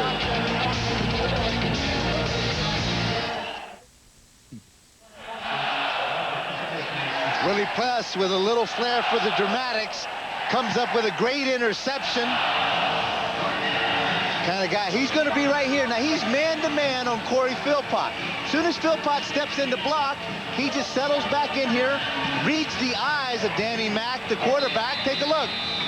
Reading the eyes. Now I'm going to react on the throw. Now he makes a great catch. Leap, dive, both hands out. Superman-style landing. Excellent reception and interception for Willie Pless. He's played a strong game this afternoon for the Eskimos. Bell going deep down the sidelines looking for Brown. Jefferson got a hand on it and knocked it away. We talked earlier about Bell hanging on to the football until the last minute, Kep, and he takes a lot of hits as a quarterback. But you have to give Kerwin Bell a lot of credit. He's a tough competitor. I think if you go around the league and you look at a lot of the quarterbacks that are classic pocket passers, drop back passers, they get hit a lot more and a lot more often than the other guys do. Kerwin Bell knows if he stands in there and delivers that ball, he's going to take some punishment. But most times the BC Lions know where he is, and Bell knows where Sandusky is, and he gets down inside the 25. Tom Europe, the safety, came over to make the tackle. A 36-yard gain on the completion to Jim Sandusky. Now, we talked about a couple of guys in this league. Sometimes when they get lost, they don't pay any attention to them. Jim Sandusky has been one of those kind of guys. Just when you don't pay enough attention to him and don't treat him with a lot of respect, he comes up and makes a big play for you, as in this case. 10th place all time in total yardage and in touchdowns. He has crossed the goal line 66 times in his CFL career. Blunt has crossed the goal line for the lone Edmonton touchdown this afternoon. He's the ball carrier inside the 20-yard line, a pickup of about 5. Enos Jackson came over to make the tackle. Blunt's first game on a regular basis, the 27th of August against Ottawa, and he has really been a factor every outing since for Edmonton. He truly has. The search series has been a key play for him. Search means they just give the ball to him deep, let him look, let him search for an opening, and find it wherever it may be. That time he had to use his speed to get outside. 56 rushing yards, 17 as a receiver, 101 on returns, and the lone touchdown for Edmonton this afternoon. Earlier, we saw James Jefferson take a shot in the back. He had difficulties. He is having problems again, and Kelly Sims will come into the ball game as his replacement. JJ just may need a breather to get off on the sideline. This guy is a true competitor and a force to be reckoned with on the corner. 10-14 the time remaining in the third quarter. The BC Lions trailing by 10 points. Bell goes over to the sidelines to confer with Joe Powpow, the offensive coordinator. One of the problems Bell was having, as we see Kelly Sims coming in as the replacement for Jefferson, one of the problems Bell was having earlier in the year, some of the receivers were making adjustments and running their patterns. Joe Powpow said, run the patterns that are designed, let the quarterback make the adjustment. And I think that's one of the reasons Bell has been more successful in the last half dozen games. I think you're exactly right. These receivers were used to running with that scrambling playground type quarterback in Damon Allen, where they had to find the open area a lot of times. With Kerwin Bell, he is so precise as the classic drop back procedure. passer. Edmonton number 50, still second down. As a classic drop-back passer, and when he steps back 5 steps or 7 steps, he's going to throw to a spot just to the left of your screen. Blake Dermott, the offensive tackle that's been here for 13 years, gets called for illegal procedure. First penalty of the football game against the Eskimos. That takes the ball back to the 24-yard line. Second and 10. Bell is in the shotgun. Bell dumps it off to Souls, and Souls is going to be stopped at about the 16 by the combination of Newby and Ford. Kerwin Bell trying to take advantage of that great pass rush of the BC Lions, having Michael Souls get up into the line, make a good block, then just slip out like a little sneak route. Henry Newby having nothing to do with that. Good pursuit, excellent coverage and tackle. You know, I think Ron Lancaster might just be a little concerned with all the good field position his team has had this afternoon. If Fleming makes this field goal attempt, they'll only be leading by 13 points. Well, I think in this case, with all the good field position they had, he would have liked to see them score more points, obviously. But I think he has to feel good in the fact that they are actually leading this football game. And they are leading by 13, but give some credit to the BC Lion defensive unit for coming up with some key plays at critical junctures in the game.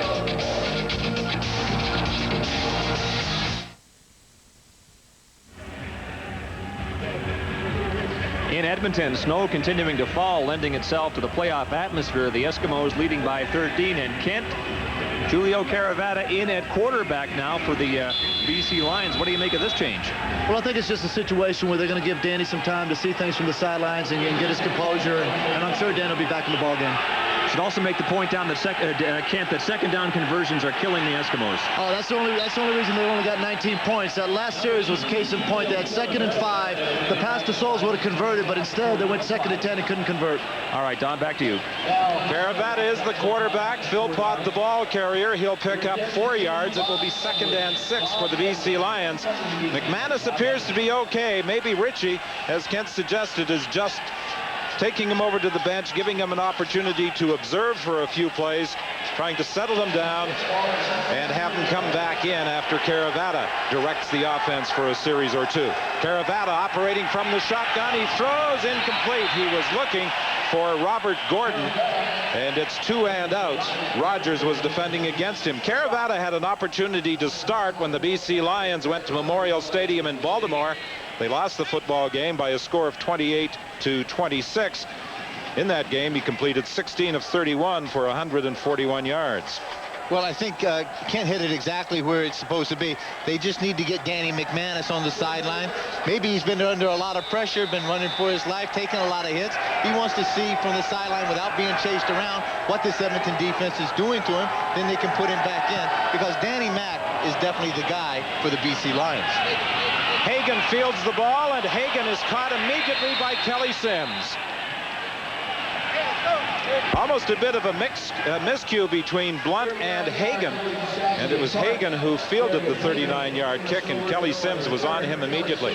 Willie Pless is walking off the field with a limp about the 50-yard line. Willie has had some problems. He does wear, as you can see on the left leg, he has one of those knee braces that a lot of the players that they use during the course of the game, and Willie is having a substantial amount of trouble getting himself off the field. Sandusky comes out wide to the left on 1st and 10 from the 35-yard line. A handoff to Blunt. Blunt bounces off a couple of tackles and springs to the outside. Boy, is this man quick when he finds that hole and gets a block. Groenwagen made a key block on Newby to spring him loose for 19 yards. Just a search series. The quick feet comes all the way back across the grain. 48 is Brian Ford, who got upfield so quickly, created such a big hole. Eric Blunt just took advantage of it. In 7 games this year, Blunt had better than 200 all-purpose yards. And it's the all-purpose yards this afternoon that have been such a big factor. This pass is intercepted by Jefferson. Jefferson lost it. It's still loose. And it appears as though Tom Europe came up with it. Glenn Scribner dropped Kerwin Bell just as he threw the football, and Scribner has been in the face of the Edmonton quarterback all afternoon. Glenn Scribner just having an all-star afternoon. Defeats the block and is able to get up into the face and forces Kerwin Bell to throw this ball off balance. Boom, just a shot. Throws it up. James Jefferson, as I said, came back into play. Comes up with the interception, fumbles, but BC retains possession. Tom Europe comes up with the football. Watch the shot, up around the head, takes him down, body slams him again. Glenn Scribner playing like a man who's possessed today for the BC Lions. Caravata continues at quarterback. 1st and 10. The ball just across the 20-yard line. As almost intercepted by Hagan, it was intended for Darren Flutie. With Henry Williams out of the lineup today, Ron Lancaster wanted a couple of extra defensive backs in the event that some of his DBs went down, as they did against the Calgary Stampeders. So he dressed John Kalin and Cavis Reed as backups. Well, that was the big choice, because had not Henry Gizmo Williams pulled up that hammer a couple of days ago, obviously Henry Gizmo Williams would be playing in this game, but Cavis Reed is the guy that they feel very comfortable with dressing as a backup. And with the job that Blunt is doing on special teams, they could afford to leave him out of the lineup. Holland was over there to knock the pass down. And again, it's 2 and out for the BC Lions. Robert Holland, an All-Canadian in 1994. 8 picks in 94. Ron Lancaster, I think, paid him probably the ultimate compliment, said he could possibly be the best defensive back in the CFL. Coming back into the lineup after an injury, as are a number of the Eskimo defenders. But this is perhaps as healthy as they have been all season. High snap to Pasaglia. He pulls it down and gets a good kick away. This time Blunt will handle it at the 41-yard line. Quarles is there to bring him down at the 45, and that's where the Eskimos will scrimmage 1st and 10 following the 43-yard kick with 5:58 left in the third quarter.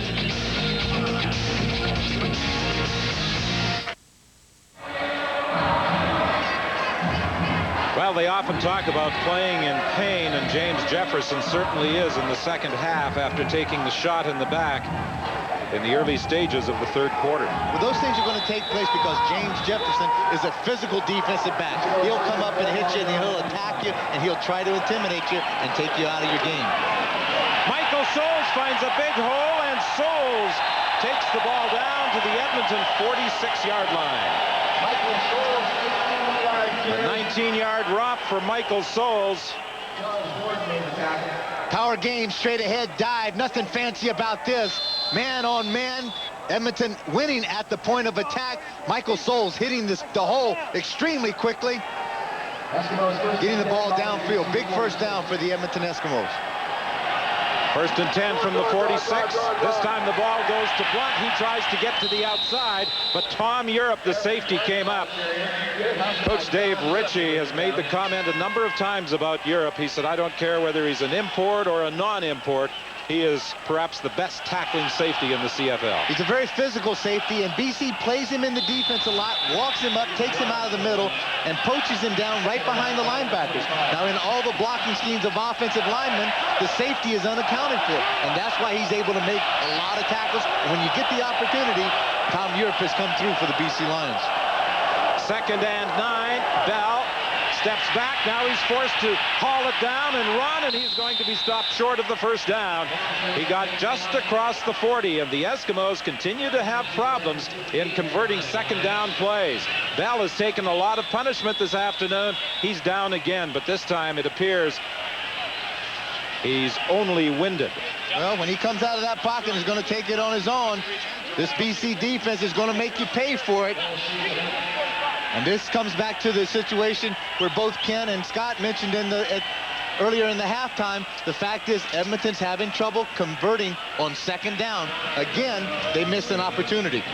Well, we thought that as Bell started to get up that he may have just been winded, but perhaps it's more serious because he remains down.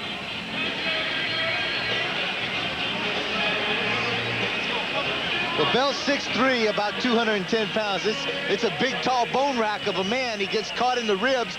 Most of those guys, and I think Kerwin Bell is one of those too, that wear the rib protectors, the flak jackets. And sometimes most of those things can stop bullets. But when those linebackers hit you, it feels like a little more than bullets at times. Chris Vargas and Anthony Hill begin to warm up over on the Eskimo bench in the event that Kerwin Bell is unable to continue. It looked as though Bell came down on the football. He has now moved into a sitting position. We'll get another look and see perhaps what did happen. He's dangling that ball out there right at the last minute. He's able to tuck it away. And Tyrone Chapman and David Benefield, those guys get sandwiched in between those two people. It's going to hurt for a little bit longer. Sean Fleming will attempt a 46-yard field goal. 19-6. Sean Fleming's longest, 56.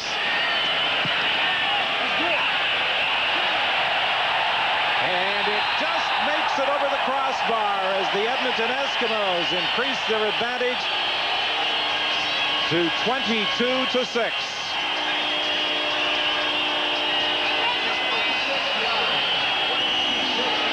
Big field goal for the Edmonton Eskimos when it was 19-6. Now it's going to take 2 touchdowns at least with 2 two-point conversions if they have to try to tie the game. 4 minutes still remaining in the third quarter, and Danny McManus returns as the BC quarterback. Scott? All right, Dom, one reminder, audience, that 2 weeks today we're at Taylor Field in Regina for the Grey Cup. But, of course, our coverage starts the day before with the parade and Grey Cup preview show. And then, of course, the Classic itself in 2 weeks' time at Taylor Field. We hope the weather's as nice there as it is here today. Corey Philpott shut down by Larry Ruck and Benny Goods as he tried to go up the middle. The Eskimos, the stingiest defensive unit in the CFL during regular season play.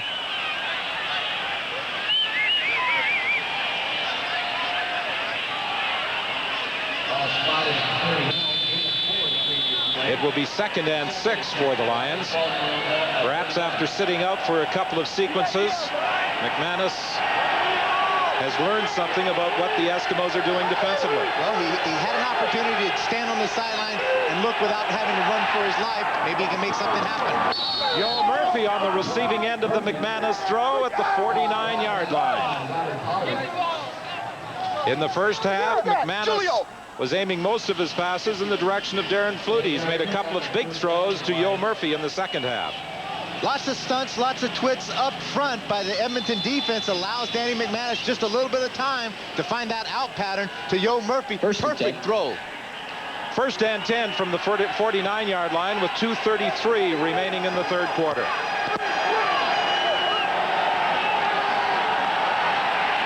McManus steps up, has time, throws over the middle, and it's complete to Robert Gordon to the 40-yard line. That's a 22-yard gain. Rogers and Holland were there for the tackle.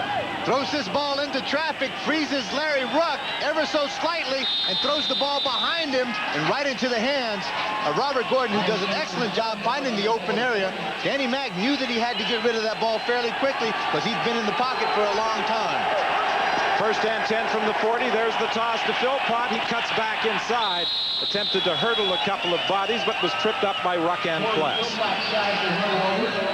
It's about 3 yards, tripped up by Larry Ruck. Larry Ruck, I can remember that young linebacker coming in the Edmonton Eskimo organization as a junior out of the Saskatoon Hilltops. Played the outside linebacker. Larry is legally blind in one of his eyes. Makes a big difference when they put him into the middle, when he's starting to see both things and movement coming from both sides. He's made a great adjustment as an athlete and just really done himself proud as a middle linebacker. Second down play, the pass is complete, and it's Joe Murphy again. He'll be very close to a first down, depending on where they spot it. It looked as though he got inside the 30, and it is a first down, signals referee John Ireland. Don, it seems like that little vacation on the sideline for Danny McManus has served his purpose. He comes back. He's very methodical about what he's doing. He's picking apart a very tough Edmonton defense. A 5-receiver set now for the BC Lions on 1st and 10. The ball is at the 28 of the Eskimos.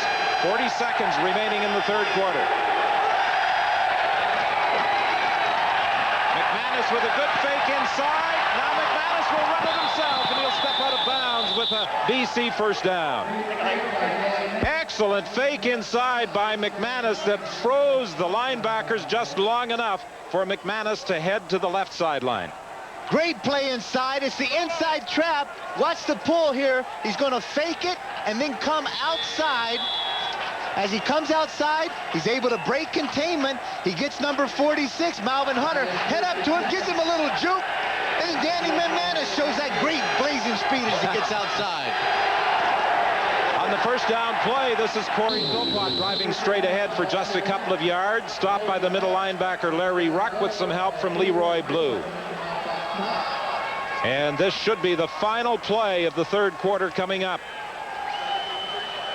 Ron Lancaster has seen his team operate in good field position most of this football game. But now the BC Lions are threatening to cut into that 16-point advantage the Eskimos hold. They're kind of scrambling outside, trying to keep those defensive ends to rush upfield, stay out contained, give Danny Mac a little more time.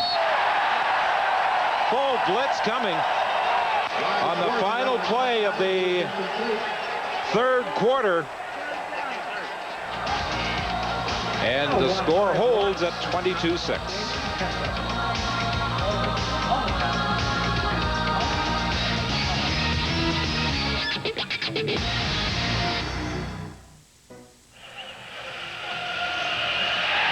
Welcome back to a snowy Commonwealth Stadium in Edmonton, where the Eskimos lead 22-6 as we start the fourth quarter.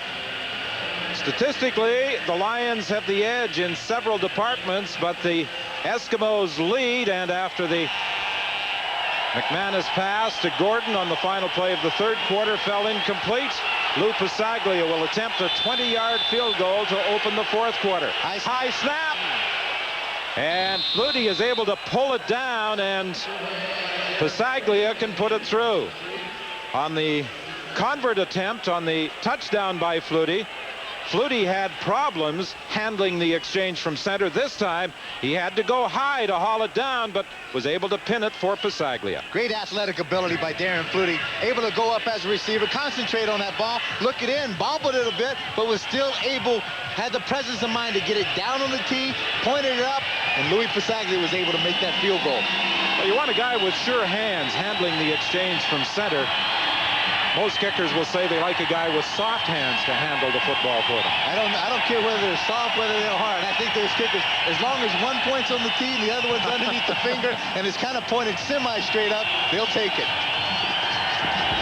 Shalon Baker has almost been a forgotten man this afternoon in the Eskimo scheme of things. 2,000-yard receivers for the Eskimos, Baker and Mazzoli. Mazzoli has not caught a pass. Baker has caught one for no yards. Caravata handling the kickoff chore. And Baker will take the football at the 23-yard line. Boy, he's decked with a solid hit by Brian Ford as he got up to the 37. A 15-yard return after a 52-yard kickoff. Brian Ford, the outside linebacker from Washington State, does a great job of getting downfield quickly and making a good solid tackle on a tough return guy in Shalon Baker. Well, the BC defensive unit has played well this afternoon. They need a couple of big plays right now, trying to force the Eskimos into a 2-and-out situation as Kerwin Bell continues as the quarterback for the Eskimos. Bell fakes inside, won't get a chance to dump it off as he initially intended, throws along the sidelines looking for Souls, incomplete. Ford had dropped back into coverage. Bell initially, I think, was trying to set up the screen. He was trying to set up the screen to Eric Blunt, but Glenn Scribner got right into the path of where Kerwin Bell wanted to throw the ball, got a hand on his jersey, and this is where you can see where Kerwin Bell, he's not very fleet of foot, but he's able to get away from people that they're chasing him. And when he bought a little extra time, found Michael Souls running down the field, is able to throw it again in the vicinity. Now they can line it up 2nd and 10. And this time he operates out of the shotgun.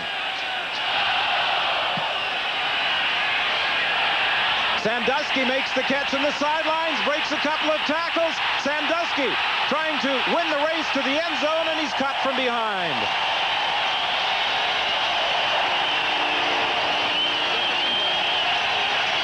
"42 yards on the pass from Bell to Sandusky. This classic pocket passer drops straight back, shows that he has a good arm, strong arm, throws the wide side out. Jim Sandusky makes the cut. Both of the defenders get to the outside shoulder of Sandusky, allowing him to make the cut to come back inside. Then he just has to try to run away from pursuit. Jimmy's not known for that blinding speed, but he is known for making clutch catches. Again, Kerwin Bell pays a big price with a shot from Glenn Scribner. 3 receptions for 84 yards this afternoon for Sandusky. James Jefferson overran the play, and Jefferson re-injured his back in trying to get involved in making the tackle, and once again is being assisted to the BC bench. 1st and 10 now for the Eskimos from the 31 of BC. Handoff inside to Souls, and he's stopped by Benefield and then driven back. Souls managed to stay on his feet, but he'll be credited with a gain of about 2. Tough sledding inside, but this is the kind of plan that the Edmonton Eskimos will use, utilizing Eric Blunt and also Michael Scholes, making this BC defense respect the inside game, freezing the linebackers just a little bit, allowing Kerwin Bell a little more time to make big completions. Tobert into the ball game, replacing Mazzoli. 2nd and 9. Bell looks for Sandusky. He's got him.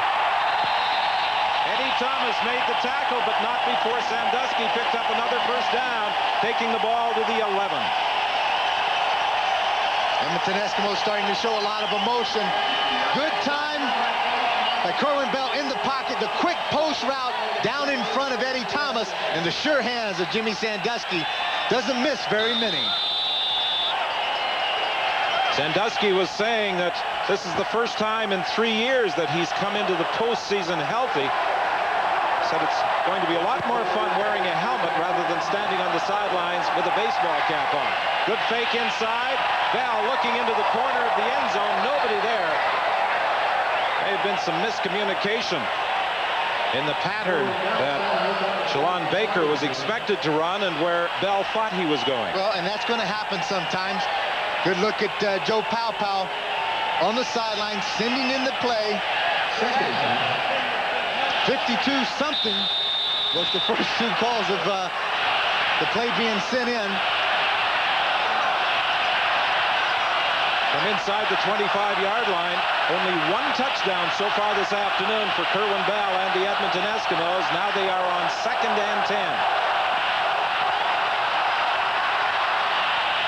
Bell looking short for Sandusky, and the ball bounced in front of him. Sims was defending against him, and Shaders this time put the hit on Bell. See, this is what's going to happen. This classic pocket passer that he says, drop back passer. When he takes 3 steps back, he knows that this is the timing route, and he has to deliver it on time. He holds the ball ever so slightly. Shaders does a good job of forcing Rod Knopf, driving him up the field and right into the quarterback, Kerwin Bell.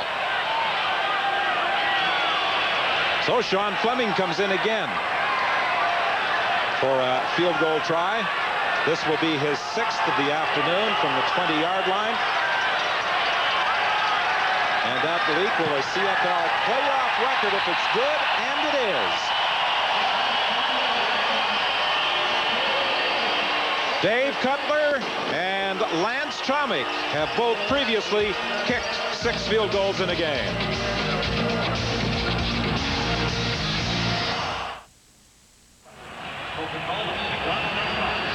Welcome back to the winter wonderland that is Commonwealth Stadium, where the Eskimos lead by 16. Kent Austin wants to make a point, and that is the BC Lions are not out of this yet. No, absolutely not. BC is capable of scoring a lot of points in a short period of time with Danny Mack and Corey Philpott.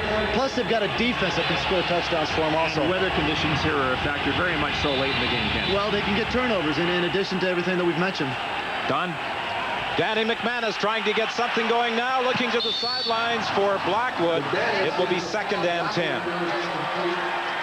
Benny Goods was in the face of the BC quarterback, perhaps hastening the throw. Well, a name that we haven't spoke of very often through the course of this game has been Benny Goods. That offensive line of BC doing a good job of taking him out of the play today. But that's important. But if Benny Goods is able to get double teams from this offensive line, that means the rest of those guys across the board are getting single blocks. They should make something happen, and they are. McManus operating from the shotgun over the middle for Gordon. He's got a first down and stretches out to the 53-yard line. Tackled there by the safety, Trent Brown. 10-16 remaining in the 4th quarter. Good protection up front. You can see how gingerly Bobby Gordon comes down. Make sure that he has his feet underneath him as he makes that cut to the post route in front of the safety, Trent Brown. Danny Mack having plenty of time to stand in the pocket and wait for his receiver to get open. From the shotgun, McManus looks to the sidelines. He was looking for Shaw. It's incomplete. It will be 2nd and 10. Robert Holland covering for the Eskimos. About the only point that I think that, from my perspective, Danny Mack needs to do a little bit more. Get better first down production. I mean, when you set yourself up, you're trying to go for the home run ball or 10 or 15 yards on first down, incompleted pass. Now you're setting yourself up 2nd and 10 against this tough Edmonton defense. You put yourself in the hole. He was doing better when he was making 4 or 5 yards on the first down. On 2nd and 10. Over the middle, there's a penalty flag. It was intended for Flutie. And Singor Mobley was all over him. And that resulted in a piece of red nylon decorating the snow-covered turf here at Commonwealth Stadium.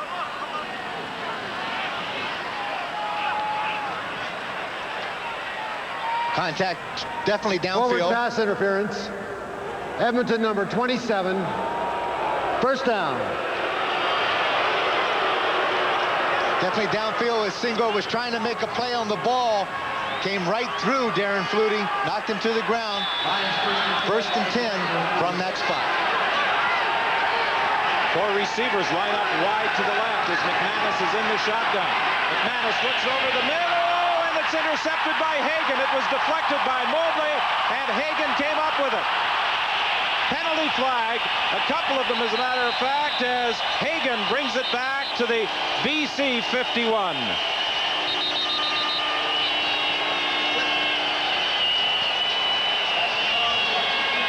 This is a perfect example of why the Edmonton Eskimos leads the CFL in takeaway giveaways with plus 38. The #1 team in the CFL in that department, and that may have sealed the fate of the BC Lions.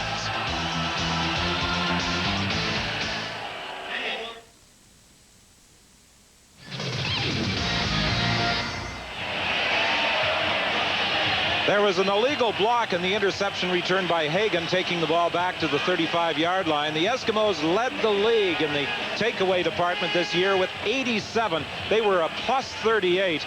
And Dan, there are 3 different categories in the takeaway department. Takeaway is included interceptions, fumbles, and on downs. The Eskimos coming into this game led the league with 35 interceptions, 2 today. Blunt, the ball carrier. Couldn't find anything in the first spot he attempted to burst through. Cut to his right and is stopped by Stewart. But I don't think I know I haven't said enough about the Edmonton Eskimo offensive line today. I think they've done just a tremendous job. This is as healthy as this offensive line has been. Chris Moore's playing the right tackle, Leo Groenwagen the right guard, the veteran Rod Knopp in the center, Craig Hendrickson left tackle, Blake Dermott. These are the guys that buy the time for a classic pocket passer, and it's tough for those guys because they have to engage in their blocks and stay with them longer. There's the little swing pass to Zoles coming out of the backfield. He gets up to about the 45-yard line, very close to a first down. Further to what you said about the offensive line, Conniff has played every down this year. That's an amazing feat in itself. Incredible feat for this man. I mean, this guy is 6'5", 270 pounds. Tremendous physique on him, works out regularly. He's in the weight room 4 or 5 times every week. Coach Lancaster said he had a goal coming into this 95 season that he wanted to play every offensive down, and he's done exactly that. And we talked earlier about players playing with pain. Well, for the last 3 games, Conniff has had to do that. Well, and one thing that you forget to mention about him, this man's 36 years old. I actually played. That's not old, Cap. As a ball player, it is. And when I can remember Rod Knopp coming into the Edmonton Eskimo locker room as a rookie, he and Blake Dermott are one of the very few guys that are still in this ball club from back in the days when we rode the dinosaurs in here. The measurement reveals a first down for the Eskimos from the 45-yard line. Here's the reverse. Eddie Brown might throw it. He does, dumping it off to Baker, but what a hit Baker takes from Enos Jackson. Oh, did he pay the price in making that reception? Listen, Enos Jackson has been known throughout his whole history of great hits, but what a compliment to the young rookie of holding on to this ball. Eddie Brown threw a touchdown pass to Jim Sandusky down in Memphis to help break that game wide open. Here to Shalom Baker. He gets absolutely leveled by Enos, but holds on to the ball. Terrific rookie for the Edmonton Eskimos at wide receiver. When he came to training camp, he wore number 82. Kerwin Bell said, wear a single-digit number to make you look bigger. and he went with the single-digit number. He knows those quarterbacks know what they're talking about. First and 10. The ball is at the midfield stripe. Souls the ball carrier.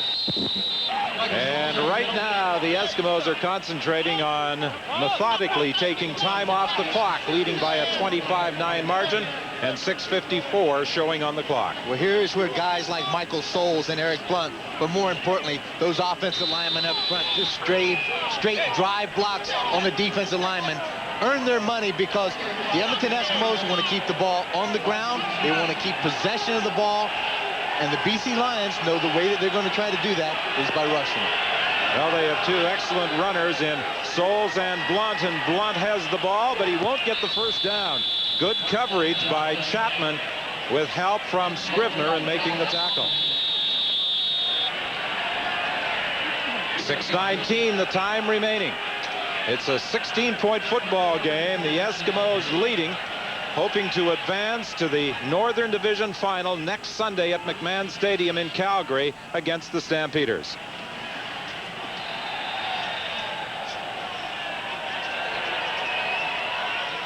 Blunt has been averaging 249 all-purpose yards in the games he has played during the course of the regular season.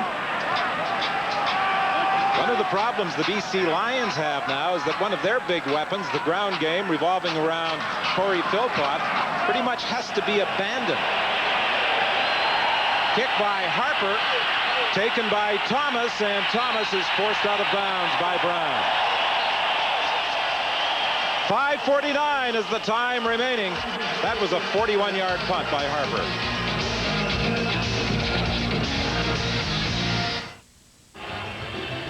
As time winds down here in Edmonton, it's the Eskimos by 16. A week today, it's final Sunday, and it starts for us with San Antonio and Baltimore. We'll be on the air at 2 Eastern, and we'll follow with the North Division final.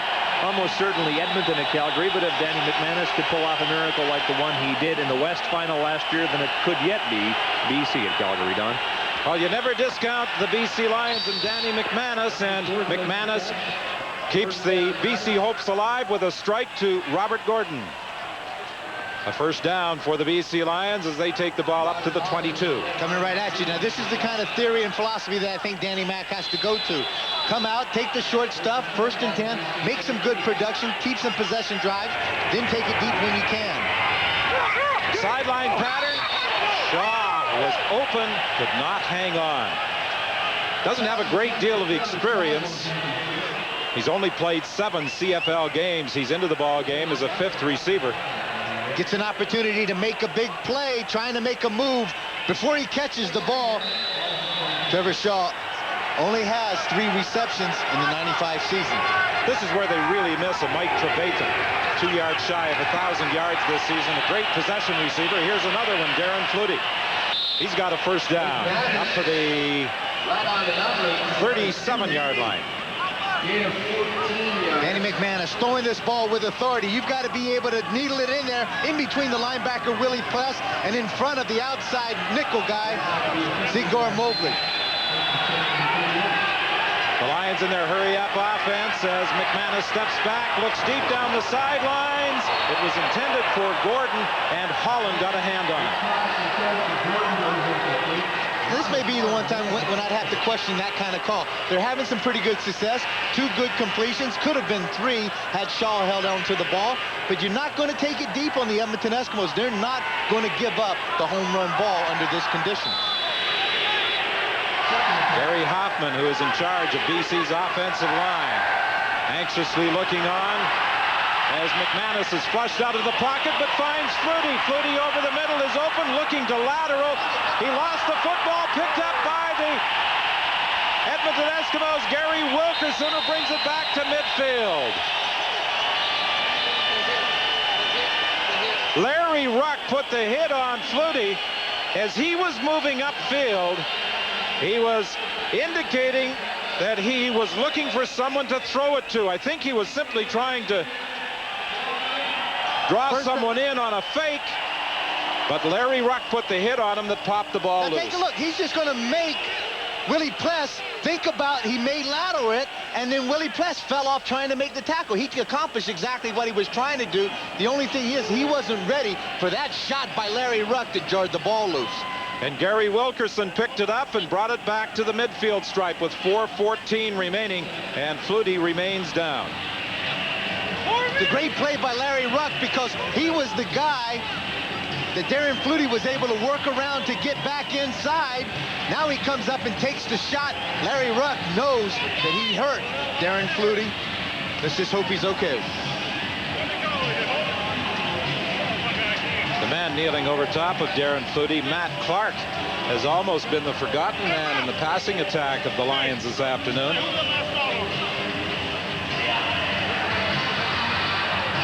Clark, and then the trainer, Bill Rochelle. Bill Rochelle was a trainer here at the Edmonton Eskimos in 1975 when I came into the league. Flutie's season plagued by injuries.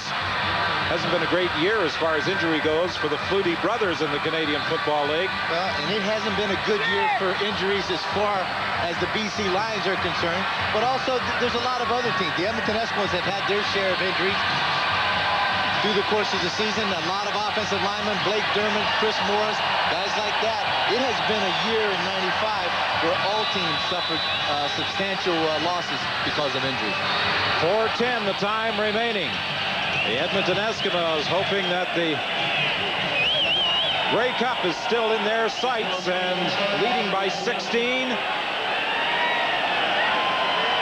Chances are that they will be heading to Calgary next Sunday as Blunt carries for a gain of about 3. Gordon was there to make the tackle. When you get into weather conditions such as this, having a back such as Eric Blunt is a real plus. Well, it really is, and it does make a difference. And we talked about it yesterday in the Calgary-Hamilton game. Wally Bono had mentioned about coming to Commonwealth Stadium and playing on grass. Now, the BC Lions, they play on turf. Their home field is turf. This is a little different surface, and Edmonton Eskimos practice on grass every day. Sideline pattern intended for Baker. Bell overthrew him, but Bell took another shot as he released from Brian Ford.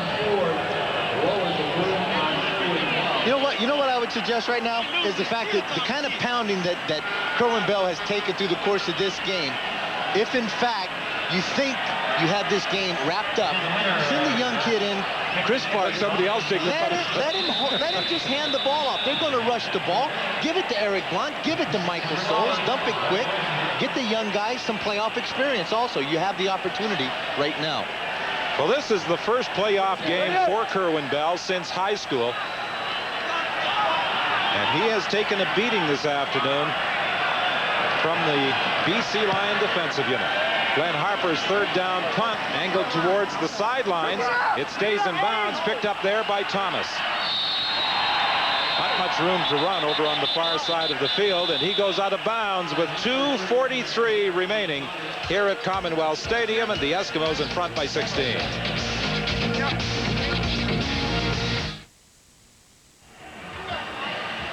Well, Darren Flutie remains on the sidelines, but the good news is that he is up after taking a hit from Larry Ruck. He missed 6 games during the regular season, still caught 59 passes for 893 yards, but he missed the home-and-home affair between the Eskimos and the Lions. The Eskimos won both of those games, 33-18 and 39-36 in overtime. McManus now throws to the sidelines to Philpott. And Philpott, attempting to cut back in, lost his footing, and Larry Ruck made sure he didn't go any further.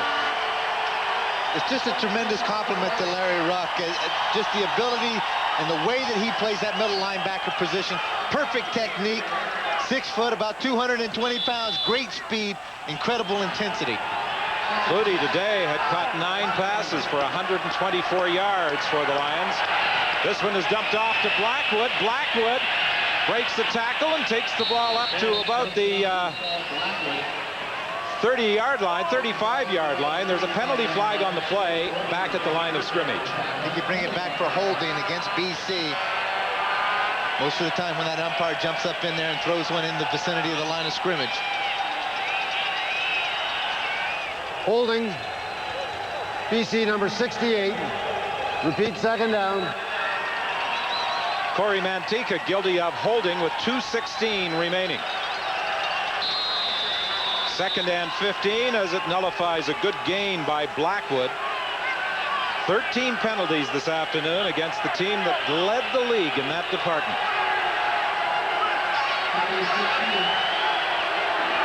McManus from the shotgun. Looks along the sidelines, and he overthrew Gordon. Actually, Holland may have had the best shot at the McManus throw. Robert Holland covering as well. See a look on the sideline. Andrew Stewart, Glenn Scribner. Bit of a dejection going through those two guys right there. Yeah, you know the feelings of the BC Lions at this stage. 2:11 remaining. They just haven't been able to get anything going. They've done a pretty good job defensively, limiting the Eskimos to just 1 touchdown. 6 field goals this afternoon by Sean Fleming. And now Pisaglia is punting out of the end zone. Taken by Blunt. He loses the football. And the Lions may still have life. Costello recovers the loose ball after it squirted away from Blunt.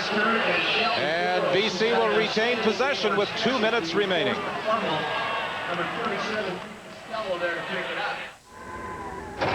Canadian Tire has guaranteed low prices every day on MotoMaster batteries, so you can get one whenever you need one, and you won't get left out in the cold.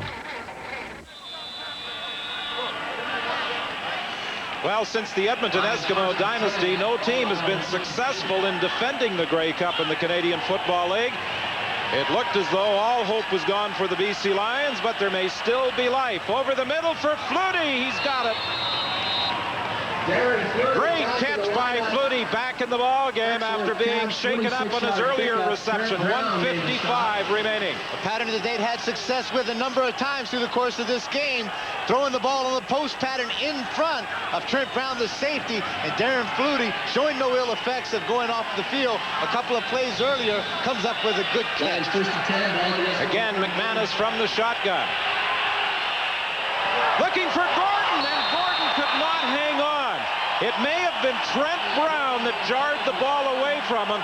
Gordon appeared to be trying to pull the ball in when Brown made contact. There is no doubt. I think Bobby Gordon would have come up with just a great circus catch had not Trent Brown right at the top. Boom! Gives him a shot. Bobby Gordon, both hands on the ball, looked like he was going to come up with the reception. Trent Brown came up with the hit, jarred it loose. 1:46 remaining in the football game. 25-19, or 25-9. Edmonton leading. From the 32, it is 2nd and 10. Again, McManus is in the shotgun.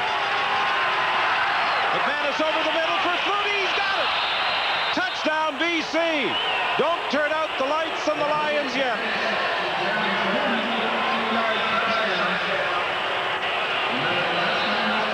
The 2nd touchdown of the day for Darren Flutie. 11 receptions for 181 yards. Darren Flutie gets matched up, man-for-man coverage with Mobley, the outside nickel guy. Perfect timing, great pass by Danny McManus, is able to lead Darren Flutie into the end zone. A 2-point convert attempt by the BC Lions.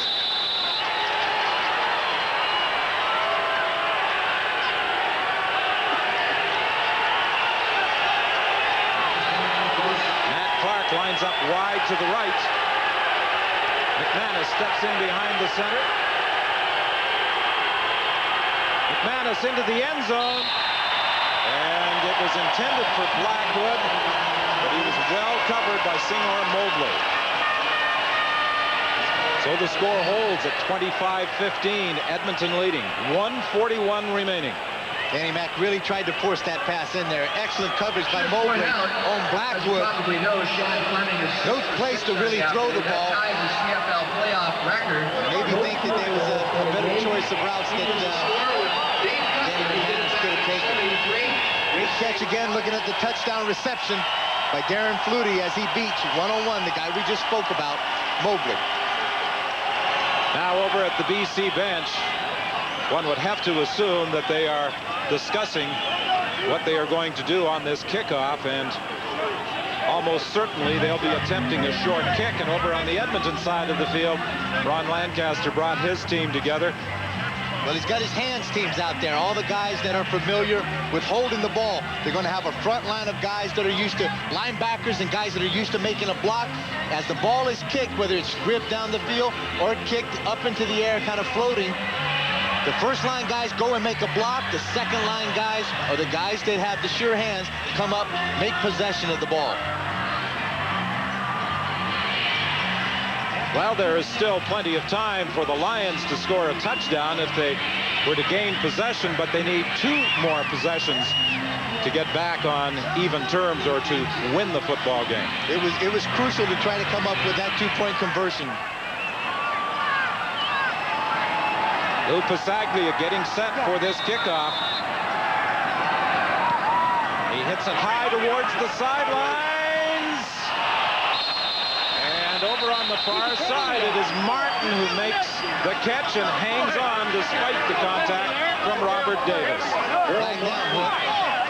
Penalty flag on the play, but Errol Martin, good concentration on the flight of the ball because he knew he was going to pay a price when he grabbed it. And he's just sitting there, and the ball is hanging and hanging, and he knows that coverage team is coming down. Terrific concentration by the young linebacker of the Edmonton Eskimos. There's no infraction on the play. First down. So 1:40 remains, and will the Edmonton Eskimos be going to the Grey Cup? They certainly hope so, and you'll see all of the activity from Regina with the Grey Cup parade on Saturday, a Grey Cup preview on Saturday as well, followed by the 83rd Grey Cup game from Taylor Field in Regina on Sunday, November the 19th. Don, if you really got to think going to Regina, if it's anything Grey Cup like it was for that Saskatchewan-Calgary game over there, what a great week it's going to be in Regina. Blunt, the ball carrier. He'll be close to a gain of 10, taking the ball into BC territory. Now that is something different. I don't know if I can even... The cold is obviously taking some effect on some people. It's could be an egghead. Whatever it is, it's a classic. it is a classic. Second and 2 for the Eskimos. The ball comes loose, and the BC Lions claim they've got it, and the officials concur. Souls had the ball pop out of his hands, and Dave Ritchie's team will get another chance with 1:11 remaining. Tyrone Chapman came up with the football. Ty Chapman comes up with it, straight dive, handoff up the middle, missed communication and exchange. It looked like the ball actually hit Michael Souls right on the hip or went right through his hands. Again, another example of receivers and backs having trouble holding on to this ball. Tough conditions out there. Well, the BC Lions are not going to go down without a fight. They trail by 10 points with 1:11 remaining. From the 52-yard line on first down, McManus throws to the sidelines, and it skipped in front of Matt Clark.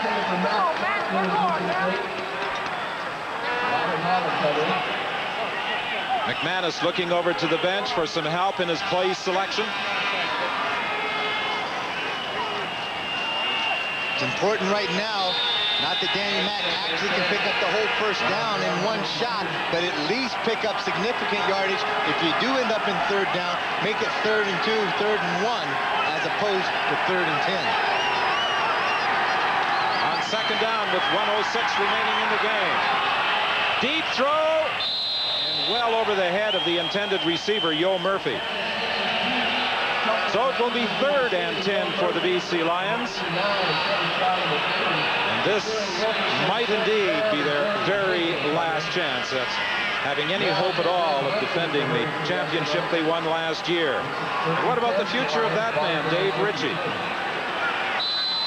His contract expires on January the 15th, and there has been no movement to renew his contract with the BC Lions. Well, the 3 games that they played last year was indeed a fairy tale. They hope it continues on this play.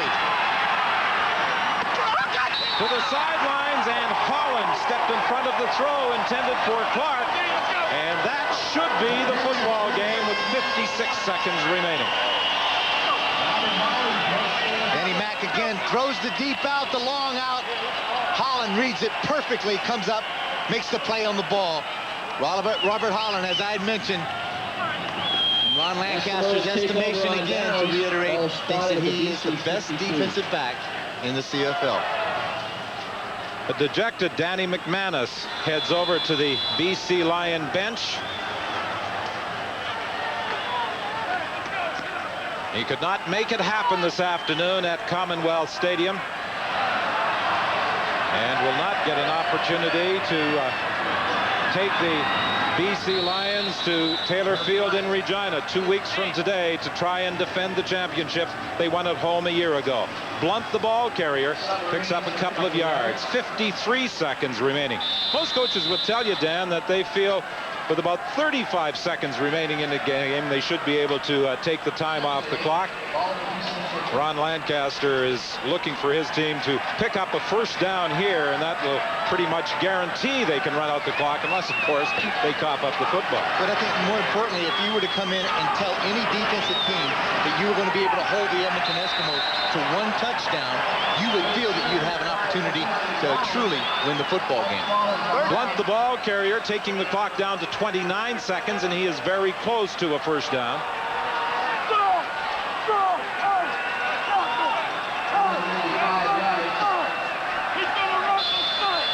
It's 3rd and 1, and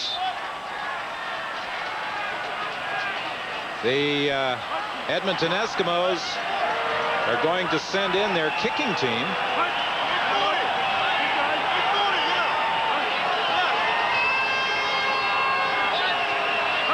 Thought they might gamble on 3rd and 1. Well, take some time off the clock and at least give the BC Lions a very long field to work with. Well, like I said, probably with BC calling a timeout, then the clock would not start.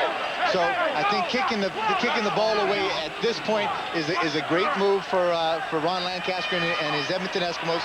Back them up and force the BC Lions to have to do another miraculous fairy tale to be able to go the length of the field for a score. Well, Glenn Harper is going to use as much of the 20-second clock as possible before calling for the football.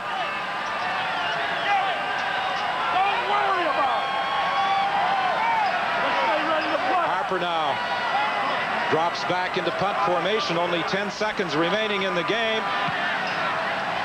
And Harper gets the kick away, and it will bounce through the end zone. Tom Europe goes back there to pick it up, and the ball game is going to end with that third down punt by Glenn Harper as the final seconds have gone off the clock, and the Edmonton Eskimos have knocked off the defending Grey Cup champions and now look for an opportunity to avenge their 2 regular season losses to the Calgary Stampeders. An Alberta final down in Calgary. I don't think you could really ask for a better setup than to have those 2 teams go. One of the teams that genuinely beat the Calgary Stampeders in the Western Final in 1993. Disappointment for Dave Ritchie, but I think at the same time he has to be very proud of the way his team competed this afternoon at Commonwealth. They hung in there. They gave up 1 touchdown. Their defense played extremely well. A play or 2 here or there. Danny McManus could have had this offense on the board. The number of individual stars for the Edmonton Eskimos, Eric Blunt and Larry Ruck among them in a 26-15 victory over the BC Lions in this Northern Division semifinal. Well, the Eskimos waited a full year for this game, and given this result, the wait was worthwhile as they take the semifinal rematch with the Lions, and they're on the way to Calgary to challenge the Stamps in the division final. Willie Plessis stand out in the victory. 2 interceptions on the day, helping him forget that he fumbled 6 points away twice early in the game, but defense certainly going for the Eskimos today. Willie, when you can't score a lot of touchdowns, D is emphasized even more, and you came through. Well, they said defense win championships, and we try to give forth an effort on the field because we know eventually our offense is going to get rolling and put some points on the board. Give us the eyewitness account as to what happened early in the game when you had a sure 6 points and you dropped it twice. Well, I think I was just trying to make something happen. I saw the goal line, and I was headed for it, and all of a sudden the ball slipped out of my hand. So I said, okay, I'll fall on it. I fell on the ball, and all of a sudden it slips out again. I couldn't get back on it. How good does this win feel in light of the fact that you were beaten here a year ago in this very game by the Lions? Well, anytime you win, it's a great win. It's a great victory for the team. But we know we still have another challenge next week, so we will enjoy this game tonight, and we'll start getting ready for Calgary. Yeah, how you set up now for the Calgary game? Well, we're not going to worry about that tonight. We're just going to enjoy this game, and we'll worry about Calgary in a couple of days. Willie, congratulations. Thanks for your time. And thank you very much. Well, Kent, the Eskimos had a couple of things going for them today. Defense won, and the other was Sean Fleming's leg.